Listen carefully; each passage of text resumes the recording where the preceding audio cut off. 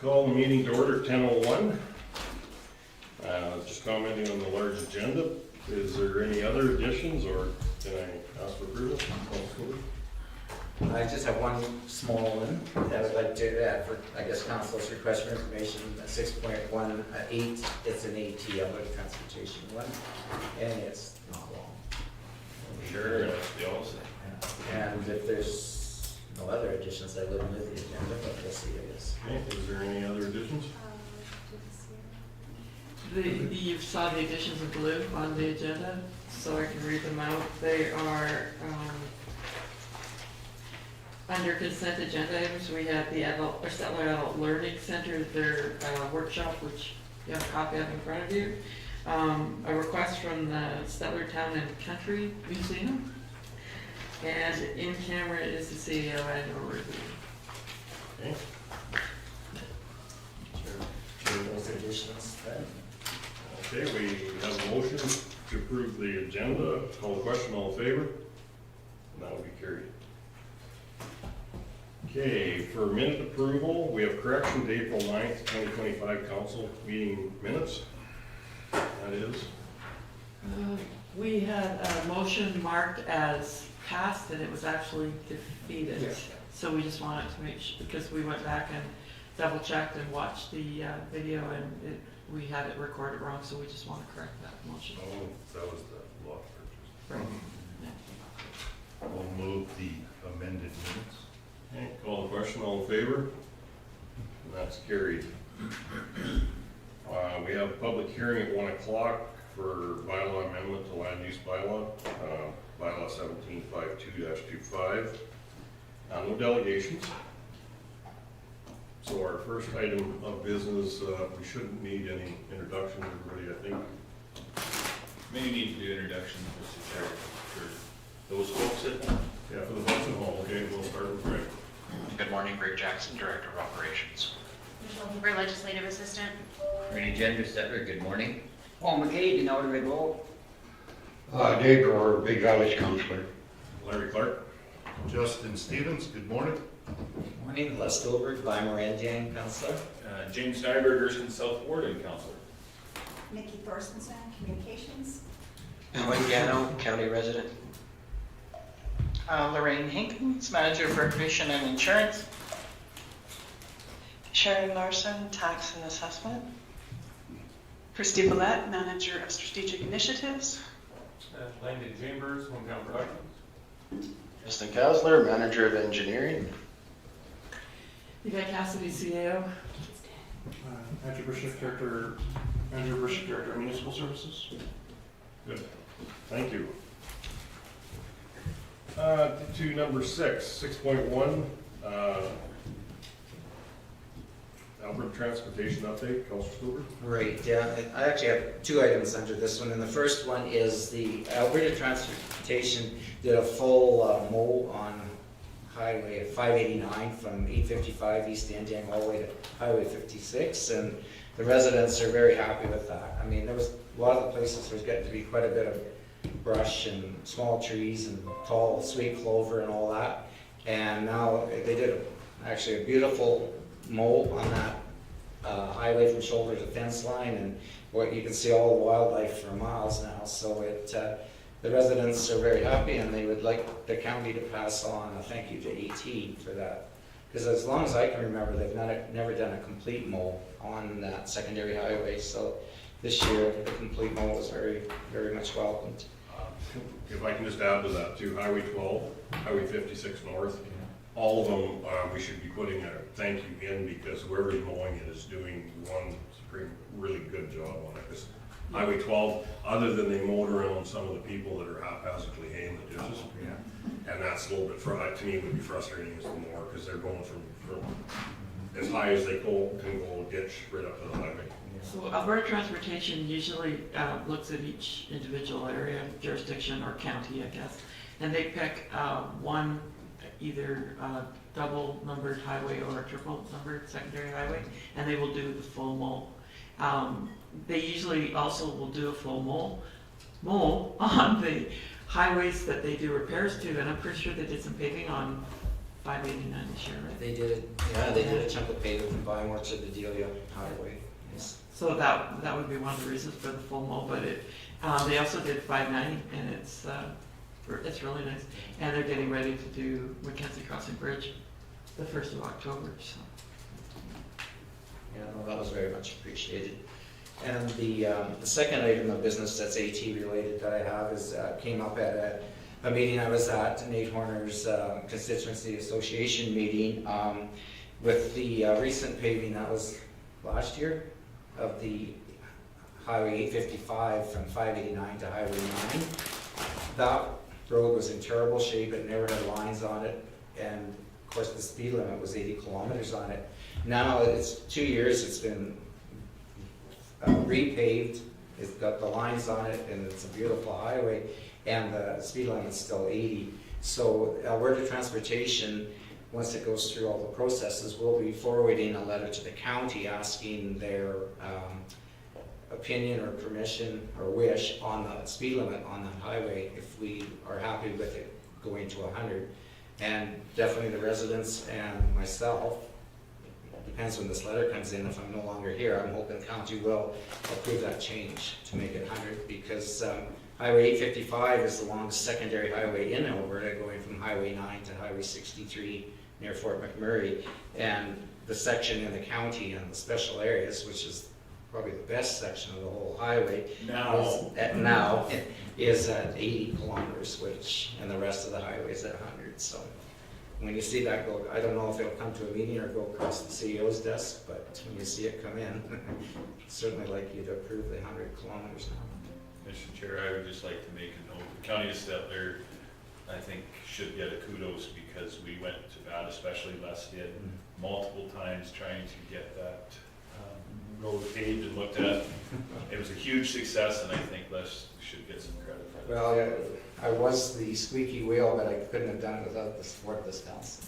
So yeah, it's definitely good, and it's well used. I seen the other day a car carrier on there. Like, where would a car carrier be on that road for? But it's a good road. So. But That new dealership in Bymore. Yeah, and then I guess. Council program in the corner. Yeah, when they're done. Yeah, no, that 56 highway from out here 8 miles till you go out of the county, that's had more deer and moose killed on it than any other highway in the county. But the one going to Highway 90, is going out of the county, is another road that I'm glad they were going to trim it up. But they should have been doing that right along anyhow. Because animal kills on the road are just crazy. No, they did a good job. We should put all those highways down that they've done a good job on it, just not one or two. Thank you. Councilor Stolberg? I was just gonna, if there's no questions, move that report that I give for information. Mr. Chairman? Okay. Councilor Gender and then CEO Cassidy, see if this has. Mr. Stolberg, Yeah. you just want people to speed through the county, not slow down and enjoy it. Well, they can look. If they're not going over the posted limit, well, maybe I just rethought that. Maybe I will change my motion to instruct administration to forward a letter of thank you to Alberta Transportation for the highways within our county that they did a full mow on. I was looking for direction for that. Okay, see, it did get answered, so. Okay, we'll call the question, all in favor? That's carried. New business, request for decision tax repayment plan notice, LYN 006, page 8 of the package. Thank you, Mr. Chairman. So we have 3 of these, and Sharon's with us, so I'll have her speak to all 3 of them. Thank you. Good morning. Client LN 006 have requested a tax defer payment, enter into a payment plan in regards to, due to the low natural gas prices, they were wanting to do 12 payments starting over 12 payments for next year, starting November of 2025.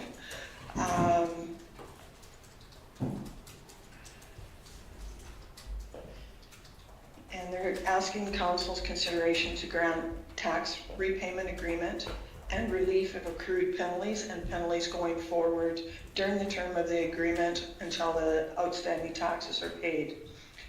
Customer LN006 is open to suggestions from council if their suggested plan is not agreeable. They definitely would like to work with us. They have paid all of their taxes previously in previous years. They've just run into, due to the low prices, they've run into some difficulties. So in requesting to defer the payments over 12 months, the total amount of 2025 taxes is $328,065.68, and they're asking relief on any accrued penalties before or during the tax agreement upon completion of the payments.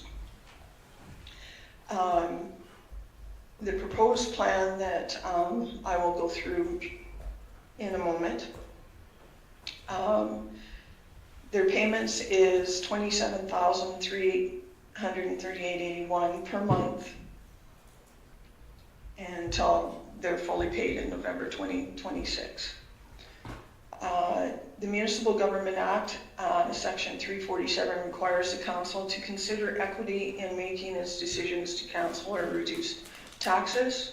Legal counsel will develop an agreement based on the direction of council.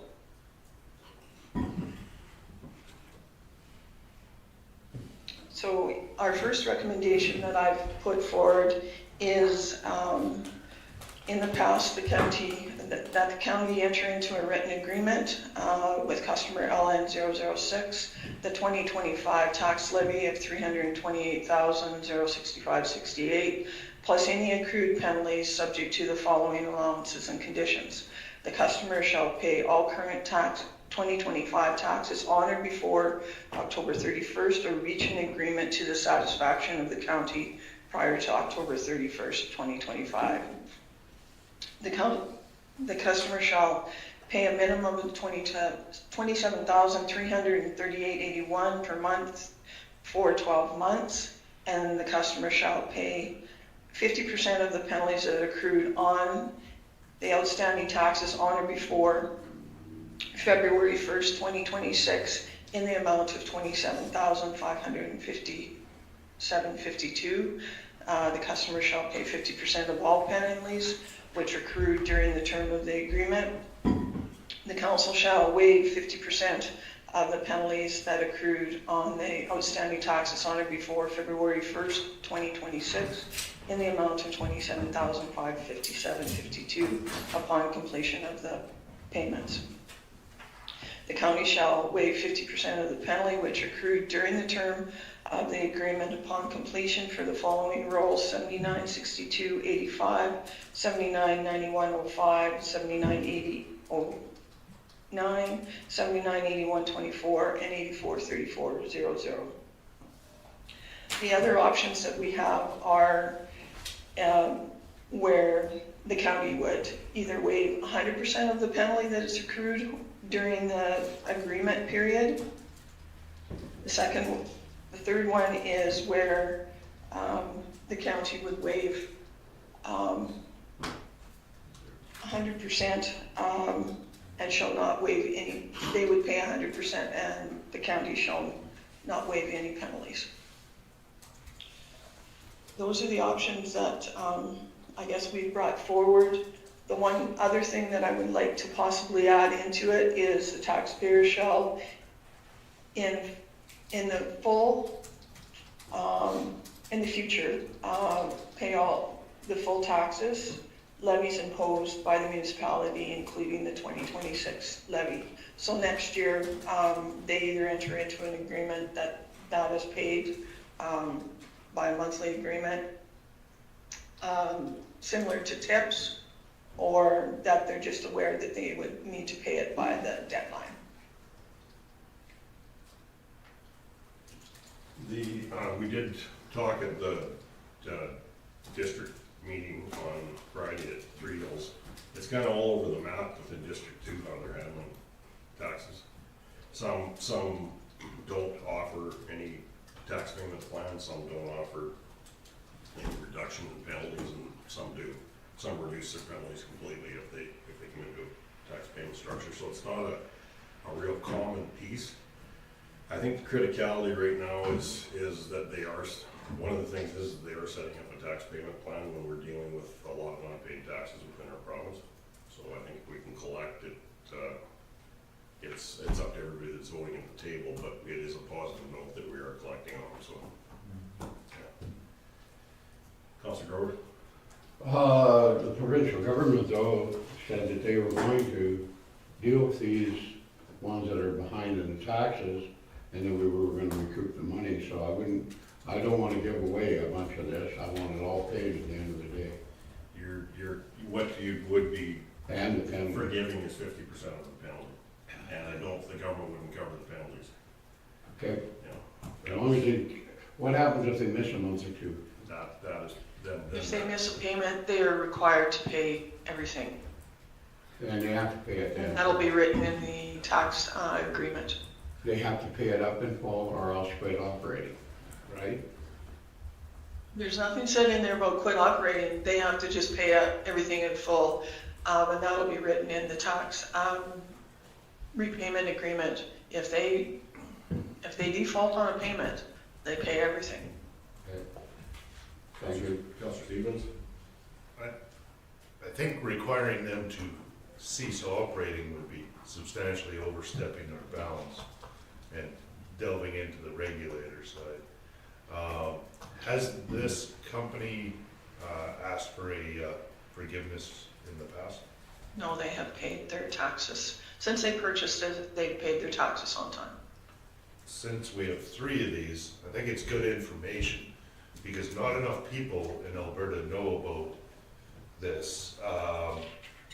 There is quite a substantial differential between oil prices here versus the commodity market internationally, but not enough people know that that exact same thing exists with natural gas under AECO.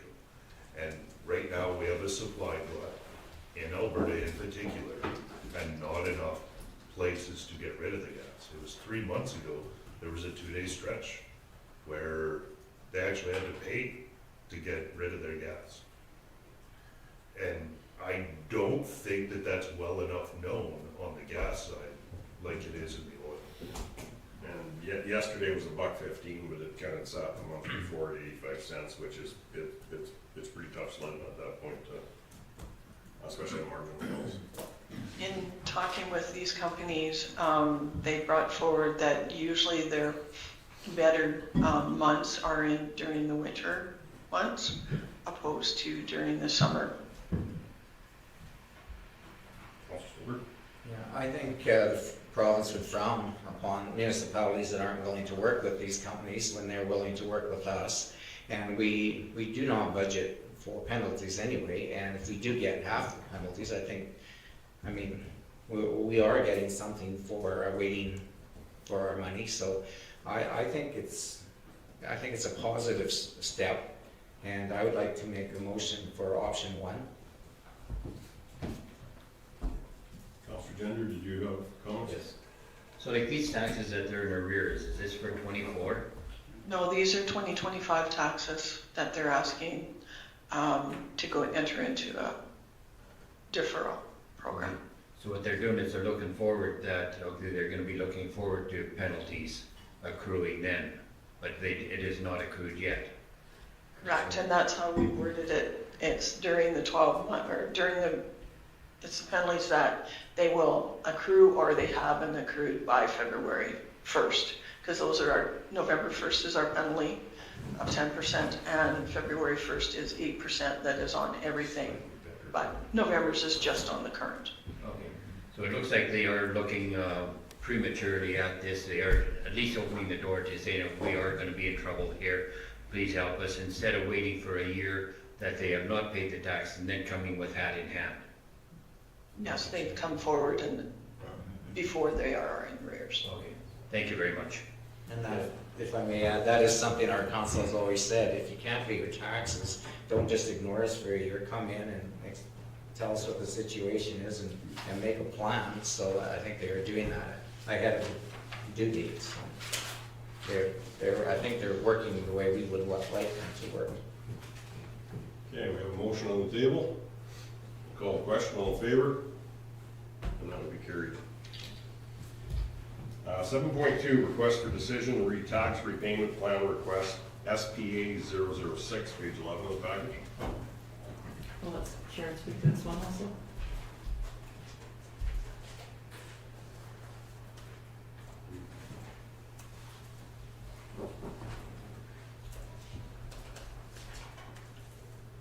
The tax repayment agreement for oil company SP 006, again, would like to enter into a tax agreement with a monthly payment to defer payments and receive relief and penalties.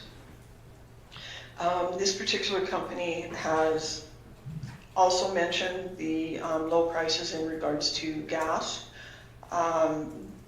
They have initially done a proposal where they would like to pay $500,000 in total, and it would be based over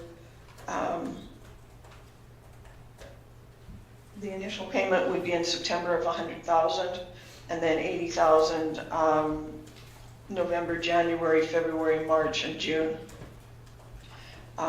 With the payment of $500,000, when you do my calculation of the 50% penalty, they would be paying just over the 50% if they paid the $500,000. It's about $8,900 over $8,200 over the 50% proposal. So this particular company, their 2024 taxes were not paid, and they've come to us now to pay the 2024 taxes and the 2025 current levy. This company took over in 2024, the first of 2024, so they have not paid us any taxes since they purchased this property. But again, before the 2025 is due, they've come forward and asked for relief in regards to the taxes.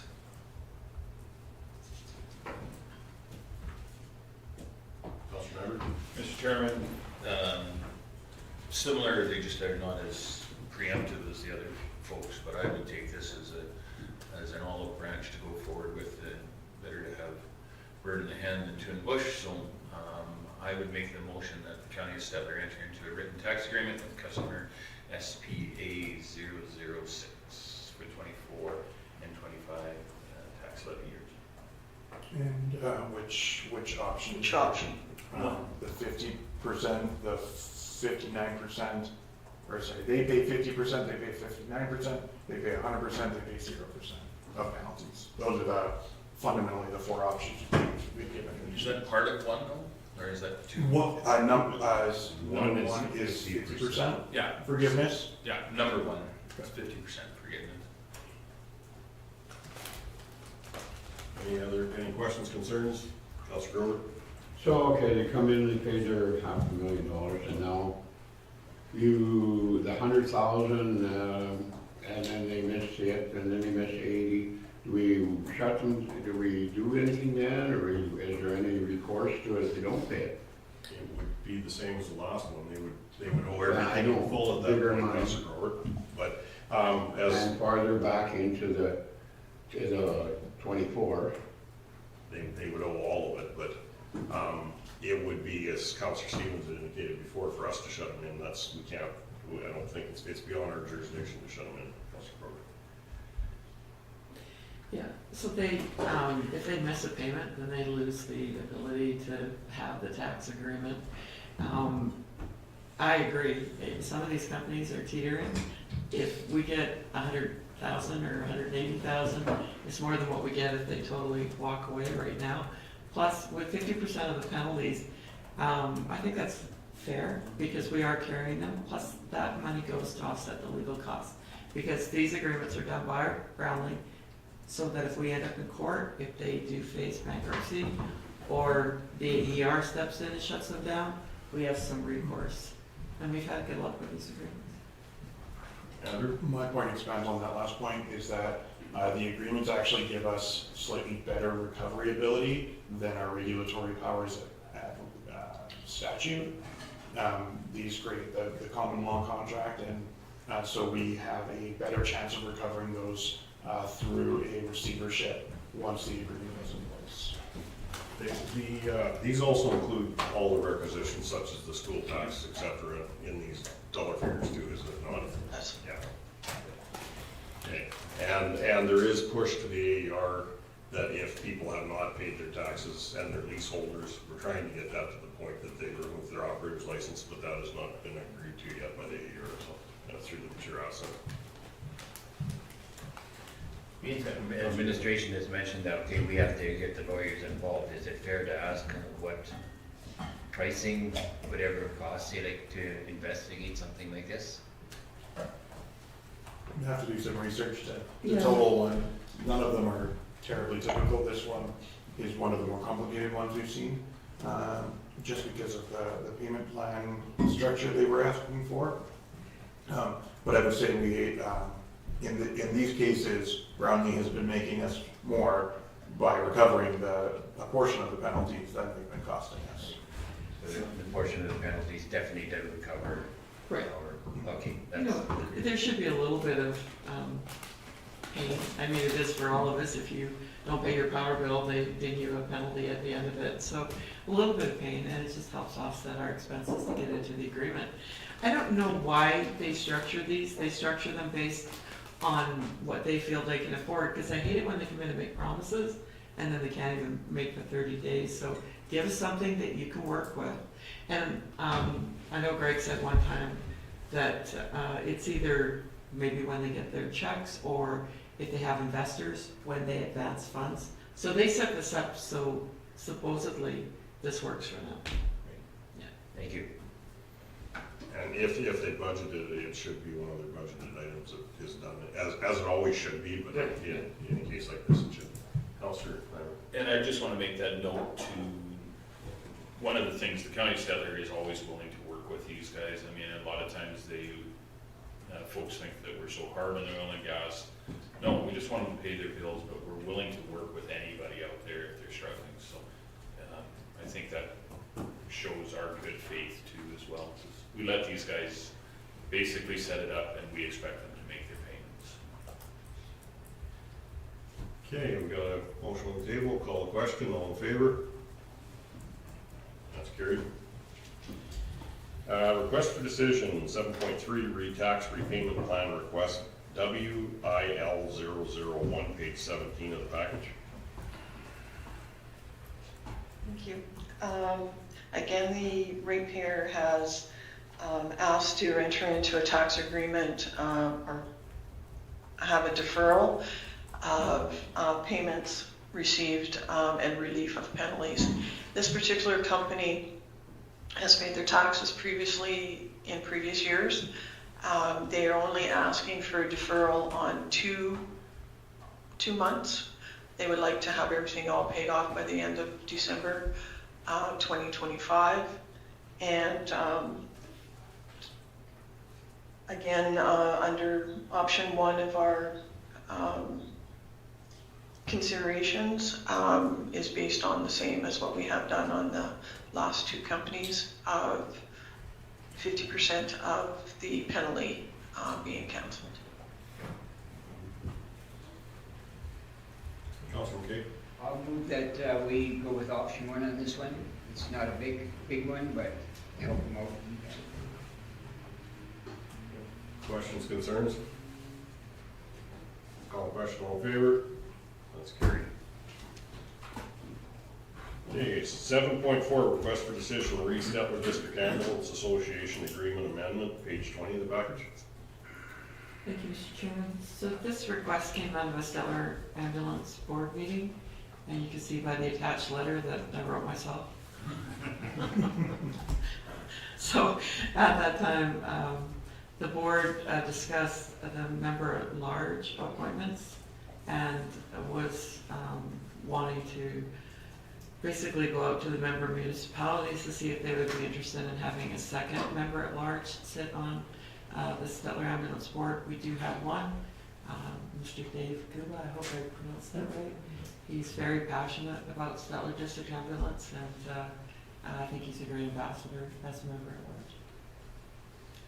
Councilor Grover? I'll move it. I think it's a great idea. Councilor Stevens? What is the financial implications? Do we pay per diems at all for the member at large? No. No? Not yet. If we did, or the board decided that they wanted to, it would have to be a budgeted item. So if this gets approved, there wouldn't be financial implications, which is good. I'm kind of surprised we're not compensating the members at large, but that's fine. It would have to get approved by all 6 municipalities, okay? And it would be a board decision. We would advertise it, take applications, and then weigh them on their merit. Right, that's what we do with all members at large, is that we advertise that we're looking for them, and we did that with Stettler Ambulance. I think at that time we only received one, and it was Dave. 3 applications. The board then did decide on Dave Guba. So when his appointment comes up for renewal, we will go through the same thing again, just like we do with the members at large for the library or Stettler Waste or any of those others. Is it possible to leave this a little more open-ended? I know members at large, it kind of comes and goes in waves. Sometimes we scramble and advertise to find anyone. Could it be worded so that it was up to 2? And that way, if we ran into an instance 2 years from now where we weren't getting any applications, we could run with our minimum of 1? Because I know we need 1 for accreditation, or is that getting too down in the weeds? Go ahead, Andrew. Yeah, we do need, the position we have now was a requirement of Accreditation Canada, which we now are required to, it's an operational clinical audit of our operations, and we have to do that to maintain our contract with what is now Emergency Health Services instead of Alberta Health Services. The idea of having a variable number of board members functionally in what is the agreement is the forming and functionally the terms of reference for that committee. Please don't. I know, Mr. Chair, if I could, to do that, you're gonna have to change, if you did that, your quorum would change all the time. If it will be cumbersome for staff, I won't promote that idea. I was wondering if this would make it easier 2 years from now, we don't get applications and then we have to reverse this process. A vacancy is far more common than a variable number of board members. Okay. Councilor Gender? I just kind of wonder, Mr. Stevens' opinion, like whether you really feel that it needs to be done now, or whether it can wait until the organizational meeting for the next council to really decide on what they really need then. I don't know if the organizational, it might be an all right forum, but I mean, this is really an ambulance board decision that has to get backed by all 6 municipalities. So at some point, we're gonna have to decide whether we're in or out, and so will the other 5. On the surface, I mean, the general public is pretty apathetic to what we do on a lot of our boards. So there is some value, if people are interested, to letting them join, letting them be informed. I mean, this board is relatively safe in the sense that financial contracts are strictly between our association and the provincial body that is rather fluid at the moment. So having an additional member really wouldn't have much in the way of contract or financial.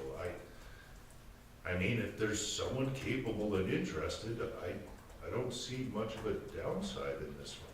But did we have a request for somebody that somebody has a burning desire to come in, or? Councillor Stevens and Councillor Grover can comment on that, because it was a request that came from, I think, Councillor Grover at the ambulance board meeting. The only thing I caution a little bit is, we're moving into accreditation for ambulance. It's a process that happens every 5 years, and it is, wow. It's onerous, it's really tough to get through. We end up with judges basically from Eastern Canada, so you're almost comparing apples to oranges. It's very stressful, and it's tough. Meetings, a lot of questions, and of course, because they don't have contract ambulances in Eastern Canada, it's really hard for them to grasp what we do out here. That would be tough for a new board member, whether a councillor or a member at large, to get involved in that process and be able to hit the ground running. Not that we don't have some outstanding members at large, we do. Any other comments, questions? To answer the question, my understanding is there was a request from someone very interested that came in through Councillor Grover. I'm not opposed to bringing on another member at large. I would be opposed to prejudging who that person would be, as long as it's open and that interested party is the most qualified or deemed the most capable, then yeah, I just don't want to prejudge who that member would be before we know what our options are. Councillor Jenner? So a person could approach the board and request to be on there, volunteering their time at any time, and so why don't we not leave it up to that individual to come forward to the board then? Well, in my mind, any member at large position should be an open application, similar to what a job application would be. If we have an opening in the Public Works Department, you advertise, you get 4 resumes, you judge them against each other. If there's one, well, I guess that's the most qualified applicant. But with the board, like, we went through some fairly difficult negotiations and such. Would an extra person on that board have made a whole difference on this, or are we just complicating things by adding more people to more boards too? I think where Dave's real strengths are, in my opinion, is and maybe Andrew can help me a little bit, is that he's really it takes a supportive role, and he's a very strong advocate, because unfortunately he had to use Stettler ambulance a couple times, and he's very supportive of Linda, and Linda has a great relationship with him. Well, I'm not questioning the one we have in place, I'm just questioning your existing board versus having another member at large on it. Like, is it, to me, that should be a request from all the, like, I guess by putting this to all the individual communities, but I don't think we need to complicate things by adding more people to it myself. That's To be quite honest with Stettler District Ambulance, of course, it was formed before the current EHS model, or the exiting EHS model, and certainly before the new EHS 4 pillars model. And so the municipal participation in there was a lot stronger. There was funding involved, there was more operational decisions happening at that table. But now under the current regime, and I don't see this changing in the restructuring, is most of the decisions it's somebody else telling us what they want us to do. And we don't have a lot of autonomy on Stettler District Ambulance. fighting for the terms of our contract with the province and fighting for the terms of the contract with our employees are the biggest variable pieces. But as policies and stuff come through, they're mostly clinical policies. Accreditation, they basically say do this or we won't pass you, and if we don't get passed, we'll, end up without a contract. So, to be honest, I don't see a pressing need for another member at large, but I also don't see a disadvantage to it. It's really indifferent. Okay, Councilor Gunn? So like, how many other board members, or how many other members do we have on this board? So that board has 9 total, including the current member at large, so 2 from the town, 2 from the county, and 1 from each of the villages and summer villages, plus the current member at large. So that gives us 9, which is a nice odd number as well. That does make my life a little easier some days. And we do try to structure the members at large so that they kind of stagger the council terms, so that if, you had a complete change on a board, the member at large would provide you with some continuity. So that's, what would be one of their key roles. Yeah, the guy would come to me and thought, I'd like to donate his time, has a resume that long, of the ambulance and how it works, and does a lot of other volunteering in the community. He'd be a good choice for the member at large, but maybe if they're only gonna have 1 member, then they both put their names in and we vote on it. If you only want 1. Yeah, I'm good with that too. that is based on a term one too, like. Yeah, so that our current member at large, his term expires next October, so not this coming one, but in 2026. And so that's where we would re-advertise and gives others the opportunity to put their name forward. Sure. Plus in 2026, we should either be in the pattern of, these 6-month renewals on our current contract, or have a brand new contract. Okay, any other comments? You're such an optimist. Very much an optimist. Because that's been 8 years, I think we've been talking. 8 years of 6-month renewal. 6 months. I'm getting extremely good at the renewal part, yeah. Okay, we have a motion on the table, and from Councilor Grover, and I believe it was for options for consideration was 1, Councilor Grover, option 1. Yeah, I guess if that's what everybody wants, I don't really care, as long as at the organization meeting, we vote on it, for the member at large. So here's Mr. Chair, we're well overthinking this, gentlemen. I'm sorry. I think so too. It's painful. You have an organization that we're one of 6. They've asked to make a request. I take it this came from their board? Yes. Okay. We either say yay or nay. It's this for us to start trying to dictate to them isn't our gig. That's not our responsibility here. If we think that this is a good idea, that's a good idea. If we think it's not a good idea, we're well overthinking this. We're trying to govern somewhere where we should not be. Yeah. I personally, I don't necessarily agree with having a 10-member board. I think 9 is where it should be, because, and in 1 year's time, this individual that Mr. Grover's bringing forward can put their name forward, and then you can pick it there. Analyze the others, and that's the only reason I wanted to have the discussion we have is because CAO Cassidy was receiving a letter from the manager of. Yeah, I seen that. Dear CAO Cassidy, I saw that. That was awesome. Yeah. So it's just to indicate to people too that as the managing municipality, we need to discuss this stuff fully too. So If we did change the board, it would require all 6 municipalities to approve. Yeah, so to sum that up, the structure of the board is set by consensus. Appointments to the board for municipalities are set by each municipality, and appointments to the members at large are set by the appointed reps of the municipality. And it would probably be a majority of the board if they voted for a certain person, they'd be in, the other one would be out. Okay, thank you. I'm good with that. well, yeah, we have a motion on the table though, so we have to get on. Yeah. What, Leave it at 1 which, member. which motion, is it one that you want to communicate that we are in agreement to include a second member at large, or is it that we're not supporting it? You said I'll move it, so. I think we should just have 2 members if they're coming anyhow. So I'll make that motion, we're not voting on it. So that was number 1, that was the motion you made already. Okay, I just want to clarify which motion. Okay, we'll call the question on that. In favor? Opposed? So there's Councilor Gender, Councilor McKay, Councilor Clark, Councilor Spielberg, and where are you at, Councilor Member? I'm opposed. You're opposed, okay. So that fails. Request for decision, 7.5, additional named insured request, page 22 of the packet.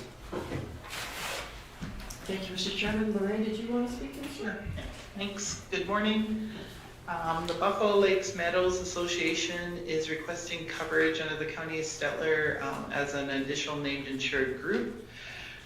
The Buffalo Lake Meadows Association is looking for coverage for general liability and corresponding property. They've completed the quote.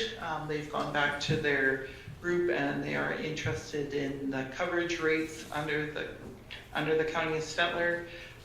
They're an eligible ANI as they are an active incorporated society within the province. They've completed the group application and they've provided insurance. They've had no claims with their previous carrier which was intact. There's no financial implications to this RFD. As the County of Stettler will cost recover their premiums every year as they will be paying us. So the recommendation is to approve Buffalo Lake Meadows Association as an additional named insured group for liability property coverage under the County of Stettler RMA insurance plan, or to not approve them as an ANI. Councilor Stevens? I will move option number 1. Just because it's in your area. I think we've done this for every nonprofit group that's come forward. Okay, we'll call the question. All in favor? And that would be carried. Thank you, Lori. Request for decision, operational assistant grant 2025-26. Thank you, Mr. Chairman. Lorraine will be speaking to this. Did you want to say this one till we go in camera? Go forward. We can hold it till in camera if you prefer. We can hold There's it two down. portions to it. I mean, you can have the majority of the presentation and background in public, and then the in-camera, the only bits that we have in camera are some of the financial details that this association provided to us as part of a survey into their viability, and that is under the Access to Information Act, is subject from disclosure if it's potentially harmful to the third party, providing new confidence, and of a financial nature. So we can give the quick background on the public side, and then if there's any questions about the funding side from your in-camera package, we can go into that. Or if you want to talk about changes to the policy or draft changes to the policy, I can move that in camera as well. Do you want to go ahead, Larry? Well, I didn't know where to talk. So, yes, the operational assistance grant has been distributing funding fits within the County of Stettler to assist with costs associated with operating recreational facilities. We've sent out surveys in 2023 to determine usage of facilities, various budget discussions we've held, but ultimately there's no prescribed threshold that determines whether a group is viable or not. Over the last year or so, we've had 2 groups dissolve. Gadsby Heritage Society has been voluntarily removed, and Ewing Community Center is currently in the dissolution process. So that takes some off the operational assistance grant funding list. In 2025, we increased the grant for the operational assistance from $150,000 to $175,000.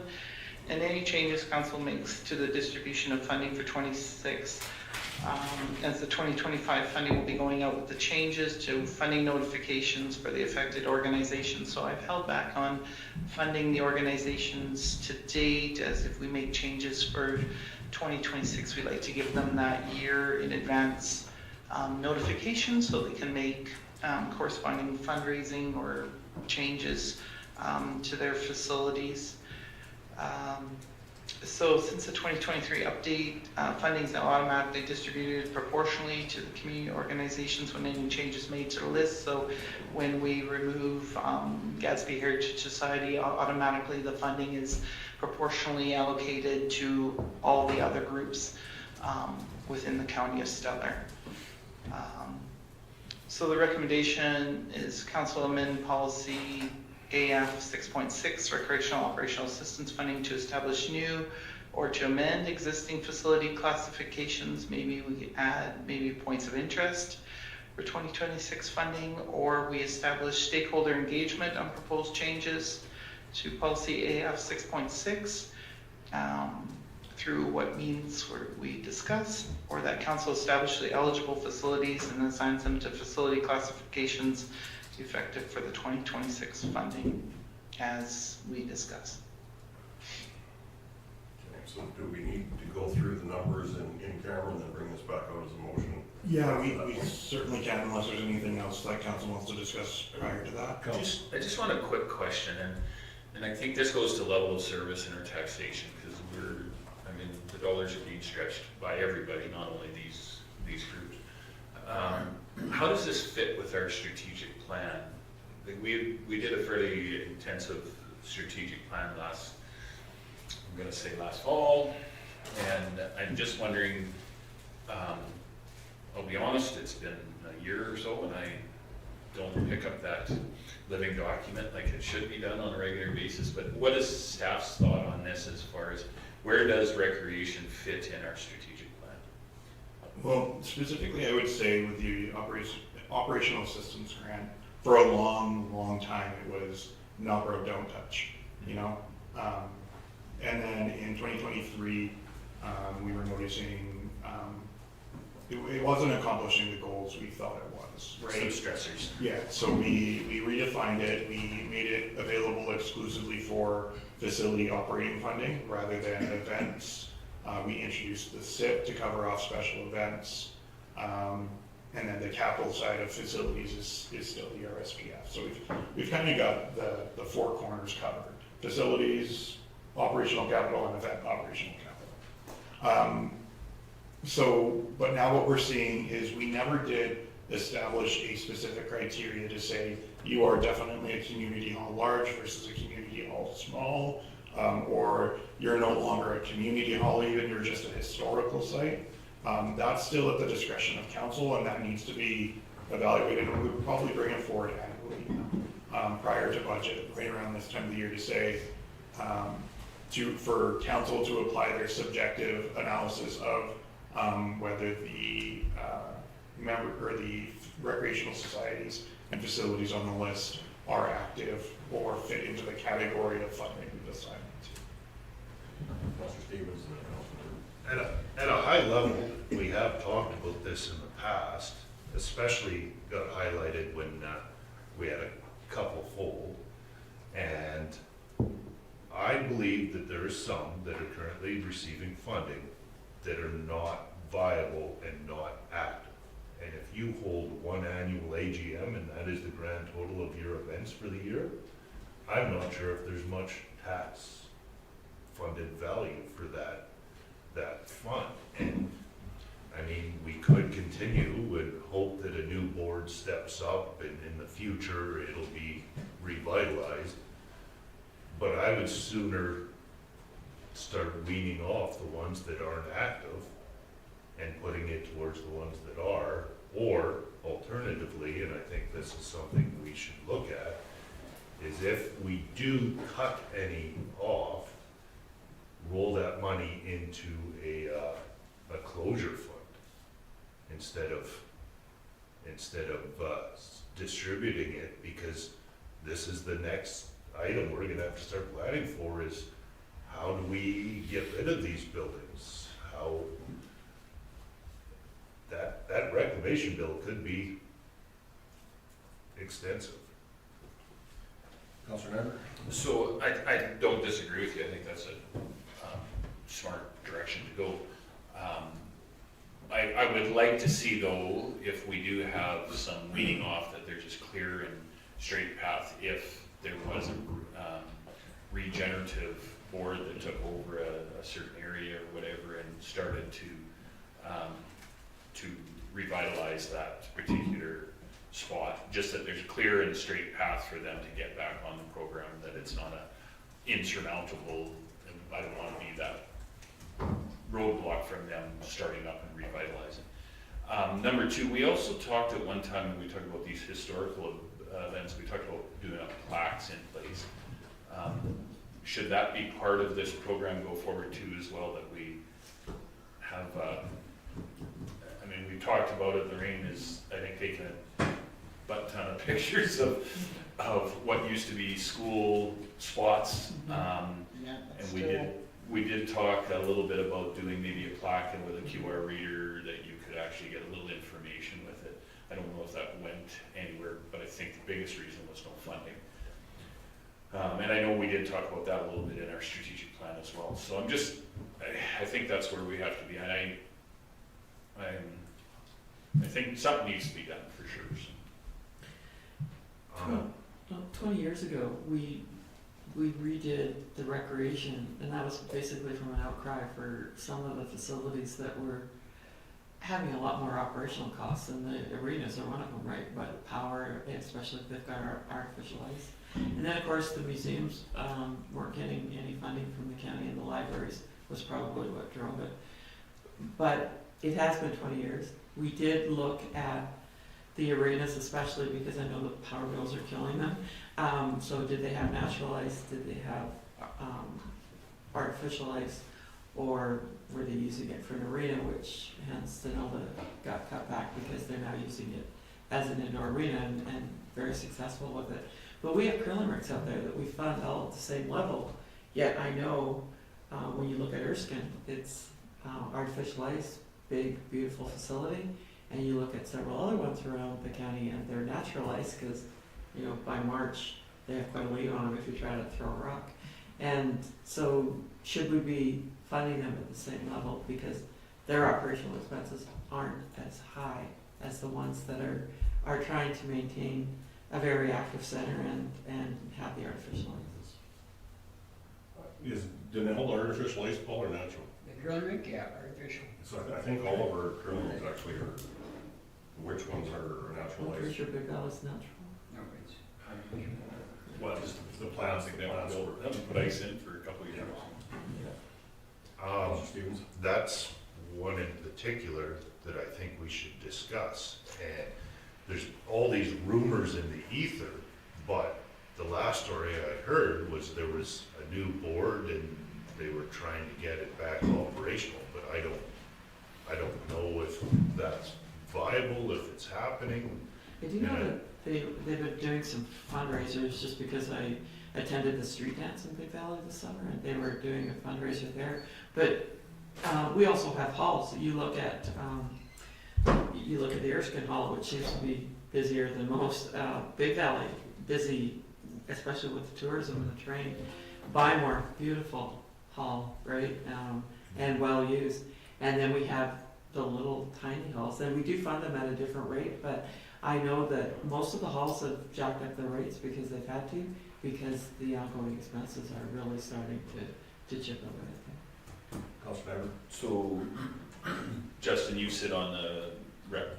So do these, like, if you're a hall out in the middle of a small little hall having one AGM, is their participation at this rec board part of our requirement? Like, do they come to these meetings to say, okay, I mean, you should be there to put a little bit of 2 cents in. If we've got somebody from a small hall out in the middle of nowhere coming and saying, okay, I'm gonna be at the rec board meeting and I'll make it there, or a representative, I think it is part of the... There is delegates by region, so it's regionalized. So there's a delegate from the general Erskine Nevis area.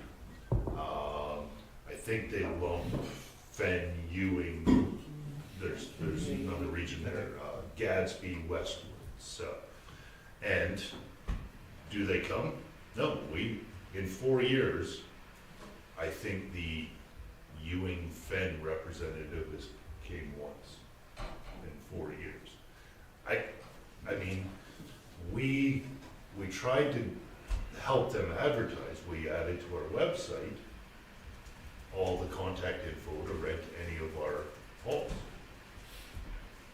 And they wouldn't even respond for who the contact info is to book it, to help you advertise for free, which seems to be either they're not interested or there's something missing here that we're not being told. But if you won't let someone help you advertise for free to rent or book your rural hall, I question whether you're all that interested in remaining as a rural hall. That might be part of our criteria go forward too, right? If you're not, I mean, you can beat a horse to water, but you can't make them drink, and in these cases, maybe we just, I mean, we have to cut them loose, let them go drink at a different pool. It's a Band-Aid. Do we wanna slowly peel this away for the next 10 years or rip it off? And further, the other thing that council can consider, and it's why we sort of put it in one of the recommendations there, is adding one or two more categories, because a lot of the issue or a lot of comments we've received have been, well, yeah, we don't have power or heat at that hall anymore, but it's got some historical preservation value. Okay, so maybe we don't fund it as much as a small community hall. Maybe we create a point of interest or a historic site or historic preservation that's only getting the same as a park funding every year, right? Same with like the historic site category has everything from the Indian picture wall to the Denava Land Museum in it, right? They're not all equal. We could maybe break down the categories more without removing all of them. I have a little concern though too, is we have these halls that are used and they may be used more than just their one AGM, but they, we put a pile of money into recreation within the town of Stettler. And here is, and when you're looking at even a $3,500 towards a hall, 35 and 35 and 35 definitely all adds up, but in the same sense, it provides something for those communities. We've got changing population in these communities that maybe we have to look at differently on how does a person spur interest again in what a community is to keep communities, because the communities slowly are drying up. Some communities may not look like they're used that much, but they're used a lot, and it saves a lot of seniors from driving long distances. So I do think it's one of those touchy things on the table. But when I look at what we pay for recreation, and it's for us, not every person uses it either. It's an option to use it, but to come into the town of Stettler to use the recreation facilities, we need to leave these opportunities out in our world too, as long as, and get people at the table at least to explain what options or what could happen. So I hate to see rural Alberta dry up, and I see as we start pulling these, it's just, we're pulling more and more out of rural Alberta too.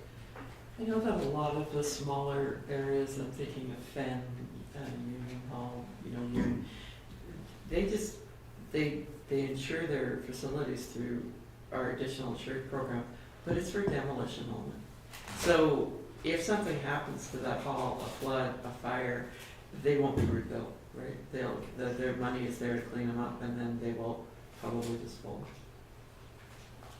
I know that on the school sites, there's a lot of plaques, and I'm not sure if we probably helped identify, but I think it's provincially driven. Maybe we could add on to that with, you're right, we just haven't had the time, which we need to make the time. Maybe we need to go out after the election, do some community visits and see, what's really important to the people of the community.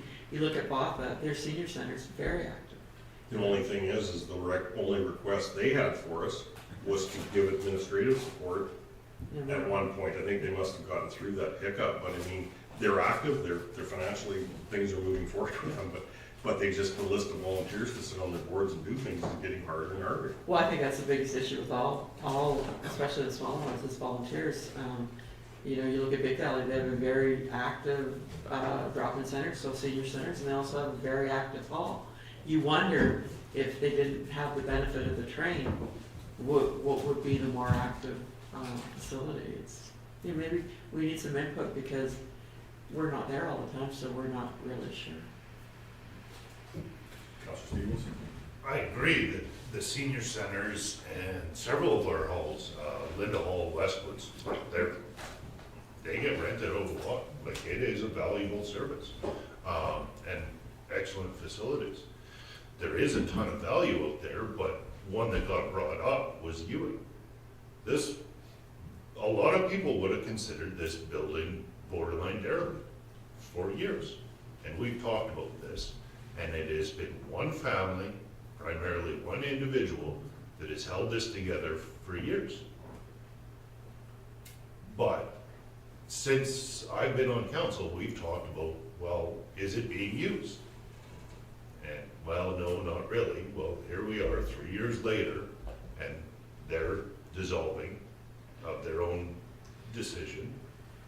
But how much good money did we throw away in the meantime for it to sit vacant for the last 3 years? Another way you may want to look at that is the same way we look at the cemeteries, right? If we can help a club maintain a cemetery, that takes away from us having to transport mowers and staff and weed whackers to mow the cemetery. They make sure that the tombstones are standing up, and if they need repair, they either repair them or they get a hold of us to do it. And we let them go as long as they possibly can until they run out of volunteers or run out of money before we take them back, mostly because they put way more effort into them than we could ever pay them for. So these halls, they may not get used very often. I think we're a product of, they used to get rented out 20 years ago for stags, card parties. People aren't doing that anymore, right? Because nobody wants an impaired. That's probably the biggest reason. But it's still, they're maintaining these areas. Like you drive by the Union Hall, and it's the lawns mowed. Same with Ewing. Grass is cut. It's weed out.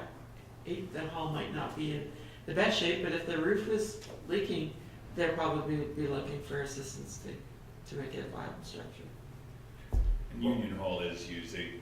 They revive that hall. They bring their own, somebody brings a generator, they fill it with gas, and they turn the lights on. One of these days I can see the lights going on, and we won't have a problem anymore. Well, one of the last things we heard about that hall was the fact that somebody vandalized it, hadn't they, or went in and stole records, or The Union? or which is the hall south of Tail Creek, Oh, Tail Creek. or like the Tail Creek Cemetery out in that area right there. That's Yeah. That might be, that's right on the hill, kind of overlooking Contact Bridge, is where the Tail Creek Cemetery is. The main No, but then there's that hall right up from our trapper. It's got to be Union. yeah, that's Union. I didn't hear you. No, there was something, and the only thing they stole was the records of what had been booked or. They had the 100-year anniversary here this summer. Okay, so they must have got corrected. Really well attended. Yeah, we sent the photo. So Yeah, it was very well. But you talk about schools too, CEO Cassidy, and a lot of the schools fell off that radar too, where it's not under recreation, and we see what condition they get into. I brought up Shooting Lake School numerous times. The basement's caving in, part of the wall, and somebody owns that. That building something should happen, because it is to the point where some kids could really get hurt there. And you can drive around, you see a lot of schools in that same condition. So one, we just had an issue with subdivision from the government and changing land use bylaws where the old kindergarten school was. And it was I don't know where did it end up? Because, it should have a plaque too, because it was one of our one-room schools. Right, so way back 15, 18 years ago, we made a conscious effort to try to take ownership of the school sites, which would have given us control over the dilapidated buildings, and we do have some. There's one on 589 also that's falling apart. And that would have given us the ability to go in and either reclaim it or demolish it and just put it back to grass. But we would have control of the site, where we either could have sold it to the adjacent landowner to add to their quarter, or maybe someone wanted to do an acreage development. We had to go to court on 3 different sites because it was so old that we couldn't get it transferred from the old school division that existed 50 years ago to get it put into the county of Stettler. We kind of ran into a wall with the government, but we could try that again, take another inventory of what is still out there, if it's provincially owned or federally owned, and see if we could get control of these things. I can think of 4 right, like there's 2 right very close to Gadsby. It's just south of Gadsby that, yeah, and then there is the one down at Big Valley on the highway to Pinemore. I don't know what. That's privately owned. Okay, but it's still, and that's almost like the one, Yeah. I think the one by Hansel's, what was the name of that school? It was an old one-room school, and it's still, the Oh, building's Shooting still Lake stands. School? No, not Shooting Lake, it was east of Shooting Lake and a bit north, but anyhow, those buildings, like, they still kind of stand there, people still call them the school, like, but the issue is. There's a marker before GPS. Go to the old school and turn right. But, you know, they're like individuals, and maybe even if they're individually owned, people should be let know that they could be held liable if somebody, you know. We can do that, we can add that to our to-do list and get an inventory, find out what's owned. And then, of course, we can, you know, encourage private landowners to clean up the mess through one of the bylaws, one of the nuisance bylaws. But provincially or federally, we can see where they're at with the school sites.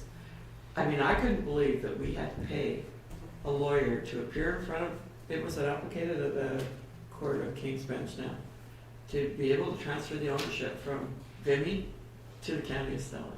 I mean, blew me away, yeah.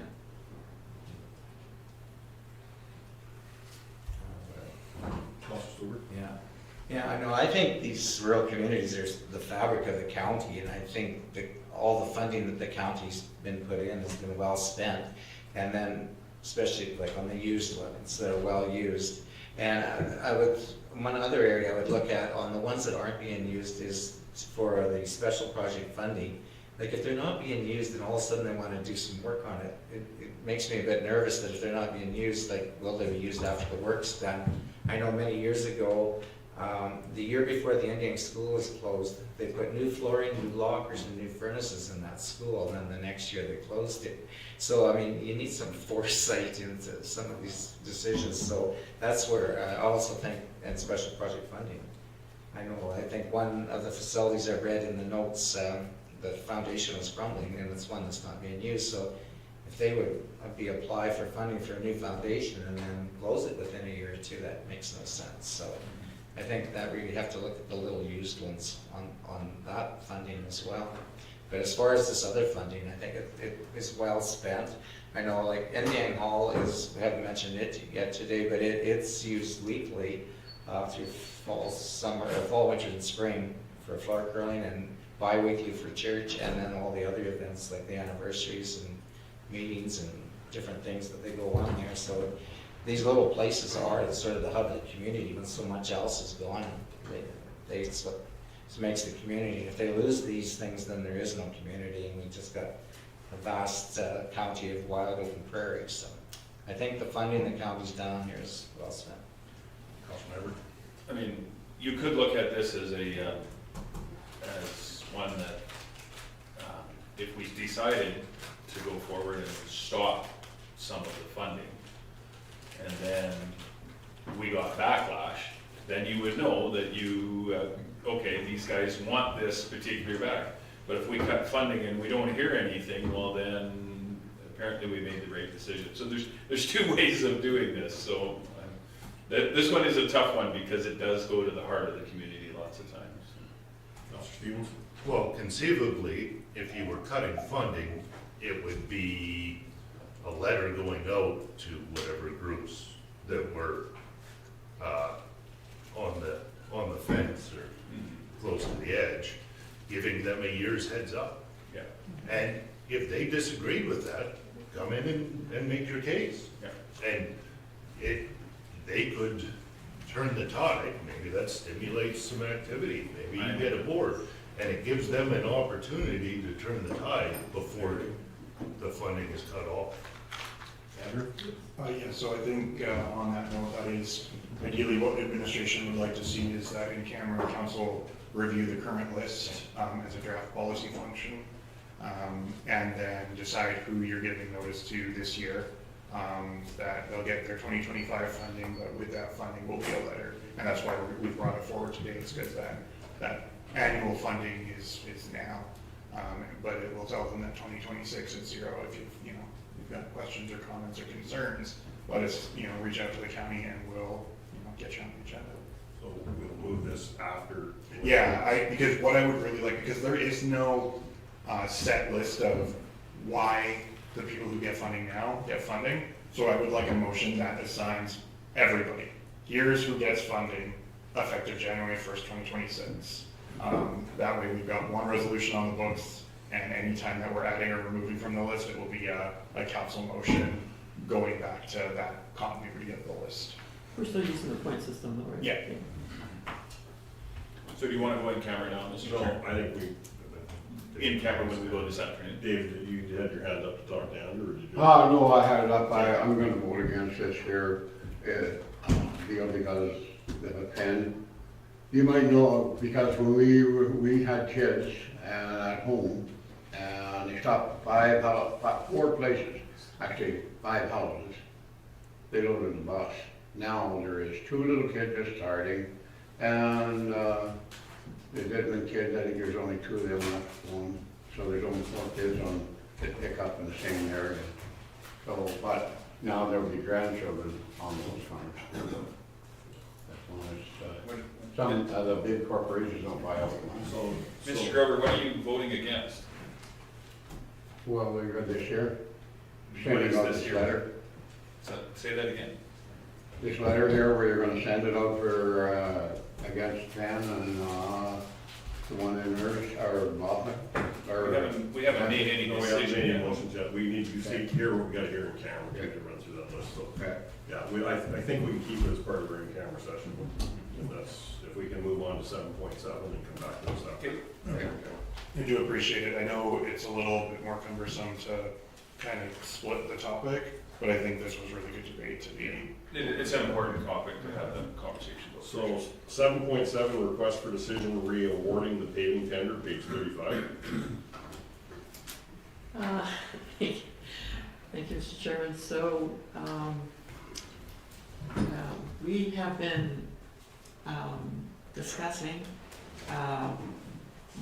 basically how this arose was needed some more projects to put towards the LGFF funding. We do use it for our gravel program, and it's our number 1.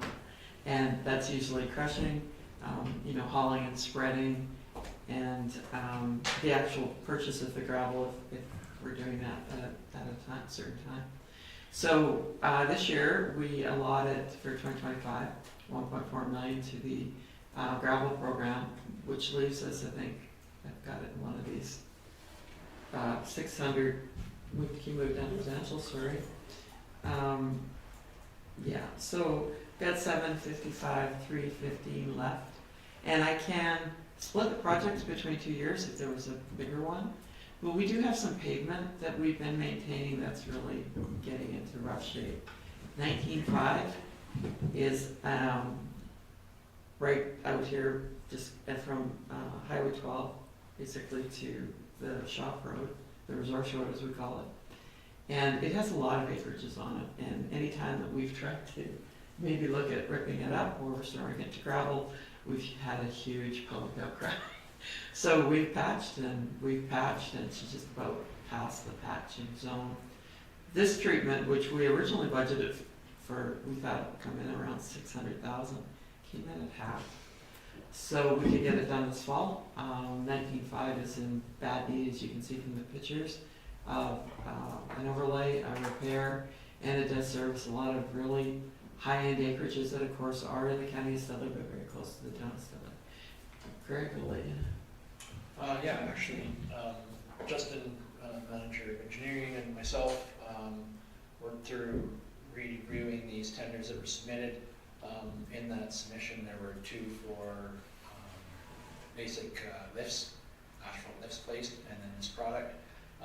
Reviewing this product's identity and how it functions on these surfaces, we were actually very interested in utilizing it in this location. The fact that we believe with a positive result, we'll be able to take it to a lot of our hamlets and other locations where we have asphalt surfaces that we could very easily, with the light traffic that we have in these areas, extend those asphalt surfaces, upwards 10 to 10 years before any major road work needs to be completed on those. So that does allow us the ability to be able to place priority on our surfaces for maintenance, and then get them into a cost structure plan that we can move forward with, that addresses all of our paved surfaces within the county of Stettler and ensures that we aren't going to be losing any of this infrastructure due to negligence, giving it the necessary maintenance that it requires at that particular time, lengthening out the life of what's currently there, as well as enhancing the surrounding property owners and people who utilize these routes, allowing them for a smoother surface as well. And if I may, the basis there, we did the cement chip seal on that years ago. Of course, with the traffic, it didn't hold up as well as it could have. And this road has been identified as one that really urgently needs some repairs, but we have lots more. So I don't want anybody to feel that we're just, picking this one, but this one probably comes up highest rated on the list of needing something done. And if it works out really great, there's a list of other roads that we could definitely get at. Councilor Never? So, Mr. Chair, I have two questions. So after we've done this, there is a possibility, no issues if we wanted to put pavement over top of it again? Yeah, basically utilizing this product will allow you to work going forward, like with any of the, if you were gonna asphalt lift, you're gonna be doing a milling on top of the current anyways, so it will allow for the same application. You'll be able to do your mill and lift on it if you wish to do it in the future. Okay, good, no, that's for sure. And what would the chances of this product that you guys you're talking about, this chip sealing, utilizing, what does it need to adhere to? As far as, I'm just thinking Mr. Stevens Road out at the, going out to Old Mac, seems to be one also that is, in my opinion, very similar to this road. If you've traveled it, you guys seem to put lots of patches and spots on it, so I'm just wondering if that's a possibility for that road, if they're the same, I don't know. Basically what we want to do, we wanted to see how this application worked in this scenario. With a positive result, we would like to go and see what would be required on that surface. It is one of the surfaces that we do have on our list of we need to figure out and make improvements to. We also have the ability, working with some of these companies that provide these products with our milling machine that we currently own. We can set for depth and do some of the pre-treatment work that would be required on these areas that we have patched. If there isn't any sub work required in those locations, and all we need to do is basically do a light milling and clean to give them the surface to move on, we'll be able to work with them on some of those projects as well with our milling machine that we've been using quite extensively this summer. And Don't wear it out. No, well, it's amazing once you get a tool, how many different applications you find that it suits really well and reduces the amount of time and gives you a better product at the end of the day. Well done in my area, well done. It seems to work out really well. So there is the opportunity to see how this product works in this situation and then adapt it to moving forward in other locations as really a cost-effective top-line treatment to give us what we're looking for. Okay. So I just want to remind council that the paving here at the administration office is an alternative product. It is not asphalt, and it's held up really well. So we're kind of excited about this. It also frees up, close to $400,000 for us to do some miscellaneous paving. One of them would be we need to put a new pad, an asphalt pad behind the new fire hall, so that when they're washing fire trucks, they don't get all muddy, and they can put them away and ready, and they're clean and ready to go. We have entrances into Lake Hamlets that could use this treatment. We do have a road in Gadsby after we get done with the construction that we need to either repave or maybe this would work. If the road's in really bad shape, maybe asphalt is the only alternative we have. Old McDonald's was certainly on our list. The entrance road up to the shop is another one that's definitely on our list. We have put down the wrap, and it's, of course, it's been down there now since 2016, and it's showing its age. Mr. Stevens? So this will be the first time that we have tried microsurfacing in the county? This type of product, yes. And your comment out at the road out my way, for the north half, it may be a viable option. Yeah, that's. For the south half, I question if anything would hold on to the weight. I mean, it's,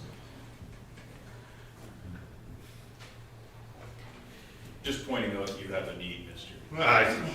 oh, well, trust you me, I hear about it. Create the need, fill the need. And actually on that road too, I've heard that another need is for speed out there. People still don't appreciate the speed limit. And they need to go a little faster, you said. A little faster. This could work in subdivisions also, like you look at Rocha Sands Estates on top of the hill. That's what we've been struggling with a little bit. They oiled it real that fall, and it seemed to have held up not too bad, but it's not gonna last forever. Don't get ahead of yourself. Yeah, but the other comment is we also right now are going up to tender on a few miscellaneous smaller projects that will hopefully bring back to you next council meeting. One would be working with IPL on an approach into their tank farm. And that would set a great precedence for us to work with an industry, and then, perhaps when it comes down to the time when we need to repave the Sturgeon Road, they would partner with us also. Councilor Gender and then Councilor Silver. It's been on council, been 12 years. There's been a bunch of repairs done on it. So I'm kind of wondering, okay, right now we do have weight restrictions on the road.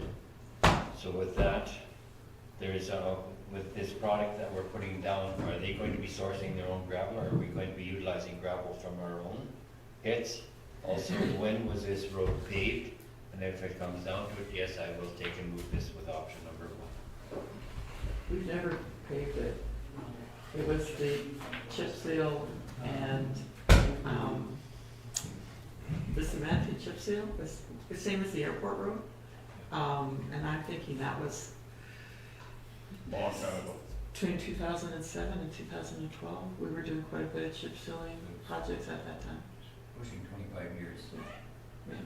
Yeah, and to answer your other question regarding, we will be supplying our own product into this application that will be supplied all by the contractor. Thank you. Councilor Silver? No, I'm quite in favor of this project, and there is a lot of acreages out there, and if they have, a nice road like that, maybe there'll be more acreages to locate, so maybe it would generate even more taxation in that way.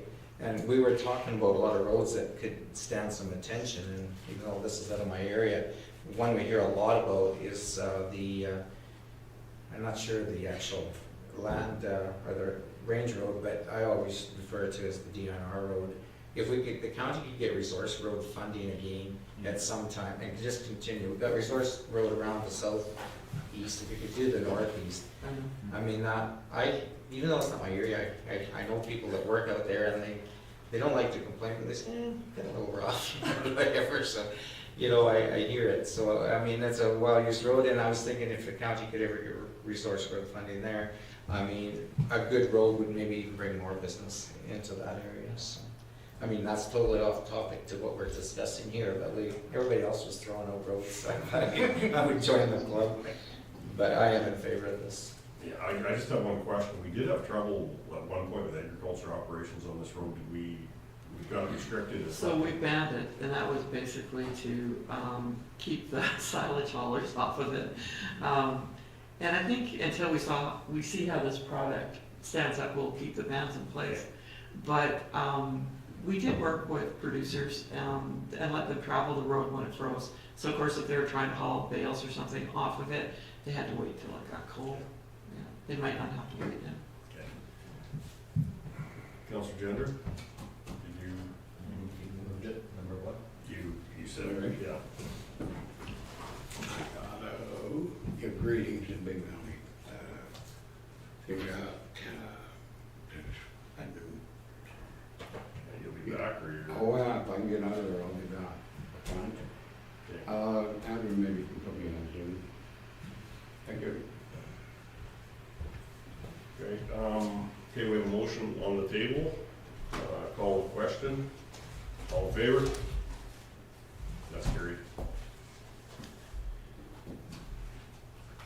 7.8, request for decision, Erskine Street improvements, page 42 of the package.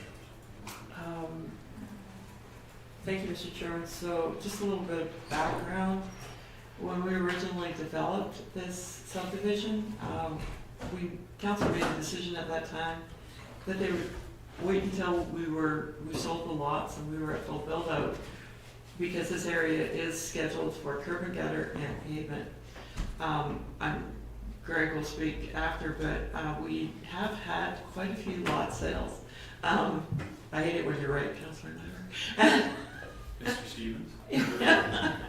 And, yeah, so of course with the lot sales, we have residents, requesting or inquiring as to, when we will be looking at the pavement. So we're looking for council to give us direction on timeline, and I'm sure Greg, you got some comments on that. Yeah, thank you.